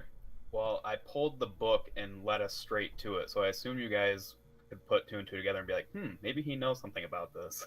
Let's wait a minute and see what he thinks. Because I said, this is where Mira went. And then you guys were just like, but we don't know that. And I was like, but Jax kind of knows that she was the last one to use this portal. But Well, where does it go? I don't know where it goes. It goes to a major city. That's all I can tell. Doesn't Jax have resistance to acid? Yeah. So just walk through it. I'm not worried about the Jax- acid. Jax, do us a favor. Go ahead and make a intelligence check. You huge iguana, just walk through it. And It's very offensive. 10. yeah. You get the feeling that there probably would be Mages Guild in major cities. So, fair enough. could be. Also, I don't like the iguana mark either. But also to justify what I was getting at too is just because Grendel isn't here now doesn't mean he's not coming here. He went to the fire plane to get us, so it could have been a year for him too while he was gone, which is why it looks like no one's lived here for a year. We've only been back from the fire plane for like 2 days, You know, so he could just not have stopped back here yet. but Grendel was there far less than you guys were. But Still. very true. We were Didn't leave a note. only there for a few rounds of combat, so we were only there for maybe a minute or two, and it took a year. Well, So- he didn't say anything about the 1 year, so maybe he doesn't know. He didn't realize. He didn't say anything. Then leave a note if he comes back, and he can go to the portal too. I'm just imagining Grendel coming back, going down into his basement, seeing a note pinned to the wall just before the door, reading it, opening up the door, and the whole place is just destroyed by acid. It's a huge hole. It's like- Broken glass everywhere. no, that got dissolved. The whole place is Oh, just yeah. a hole. I guess before we all just go through this portal and go against what Mira wanted, I'll go upstairs and just like jot down a note on some paper and try and like tack it to the door or something on the outside. All right. I'll have I don't you have anything that between- can get rid of I'll acid. have you before next week. Send me what that note would say. Okay. But that said, How do you um, cross the gap? Yeah, who wants to go next? Jax is going to write the note right now, so he's doing that. He says, "Fine, I'll write a note." Walks away.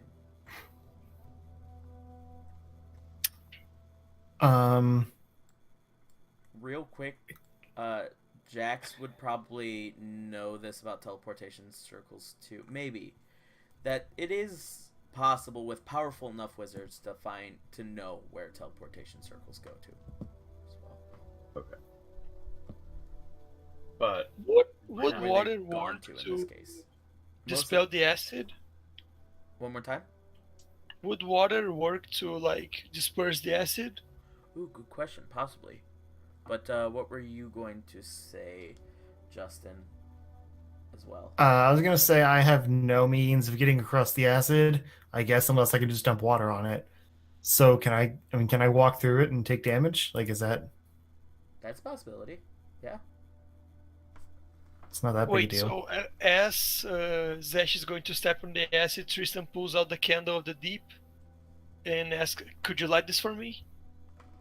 And points at Zesh. Nope. It's lit.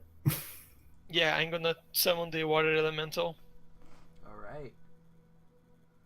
So you just quickly snap your finger and light the candle as the candle just begins to bellow out with water pulsing outward as all of a sudden it falls down to the ground just before the doorway and quickly materializes as a water.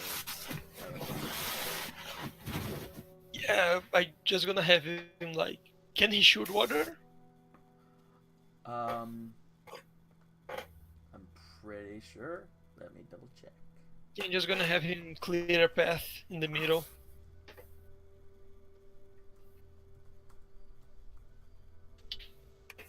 And did you already go into the acid,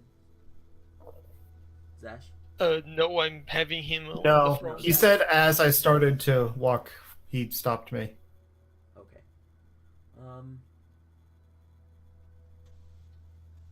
How many charges does this have? Do I know?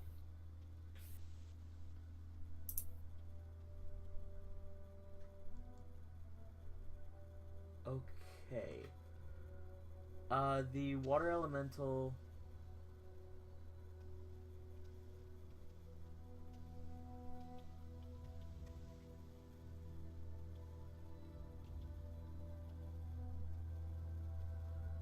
Yeah, from what you can tell, a water elemental cannot spray water. As you ask it to spray water into the acid, it just looks at you, tilting its head back and forth, a bit curious. You don't think it can do Can that. I enter him? Like go inside him? Do you try it? Yeah, like swim inside him. That's pretty cool. You gotta hold your breath or whatever. Yeah, you hold your breath, Yeah, you maybe. splash into the water elemental and open up your eyes, and you see this blurred, distorted reality around you as the elemental sort of takes more of a form to sort of expand your skin. As It's water armor. it Nice. forms to you and you're holding your breath, you start Yeah, I'm just gonna walking walk to the toward acid the then. acid. It's a good 4 inches deep now, and you take this little step, or 4 inches before to the bottom. There's still about 2 inches of acid there. You step in, and the acid begins to sizzle away at the water elemental, but you take your steps the 20 feet over to the teleportation circle as the water elemental detaches from you and reforms up to the side of you.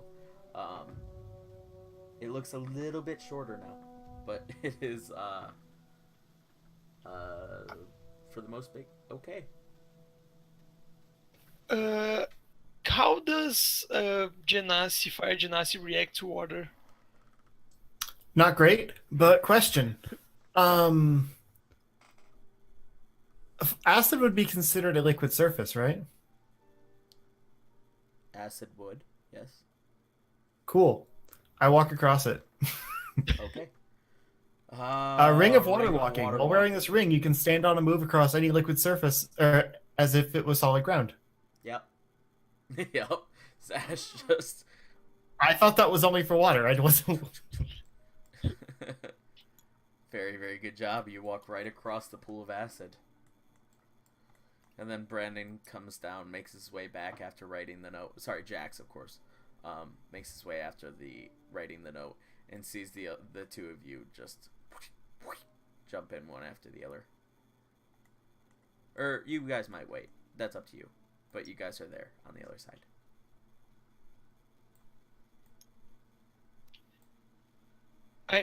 How long does the elemental last? Mastery system. So I'll one take more time? half damage. How? Me or Brendan? Brandon. Brandon, you're really quiet. Okay. Jax is just gonna walk across. I'll take damage, but it'll be halved. Yep. So you just walk across as well, and the water elemental will say lasts for a minute, or until it Okay, drops so to I'm just 0 gonna hit dispel points. him. And Jax takes 4 points of acid damage, already halved. Okay. All right. So, one after the other, you all jump into the pool. And what mysteries await you all now that you've all reached the town of Thornapple will meet you in the next episode. Thank you so much for watching, everyone. We hope that you guys enjoyed it. If you did, please be sure to like and subscribe. What is up as well? Oh, I was just saying yay. Oh, yeah, gotcha. I thought I said, hey, and then we're going to say something and I cut you off. I apologize. We hope that you like and subscribe. If you do subscribe, of course, it's free here on Twitch. It's also free on YouTube, of course. My contacts are moving all around my eye. They're so dry. And, of course, the YouTube channel, again, is www.youtube.com/themajestic. That's it, where you can go and find these videos uploaded to every single week. We hope to have you there. We hope to see you here again next week, and we hope that you all had a fun time with it. I hope that you all had a fun time with it too, players. But thank you so much, and say goodbye, everyone. Bye. Goodbye, everyone. Bye.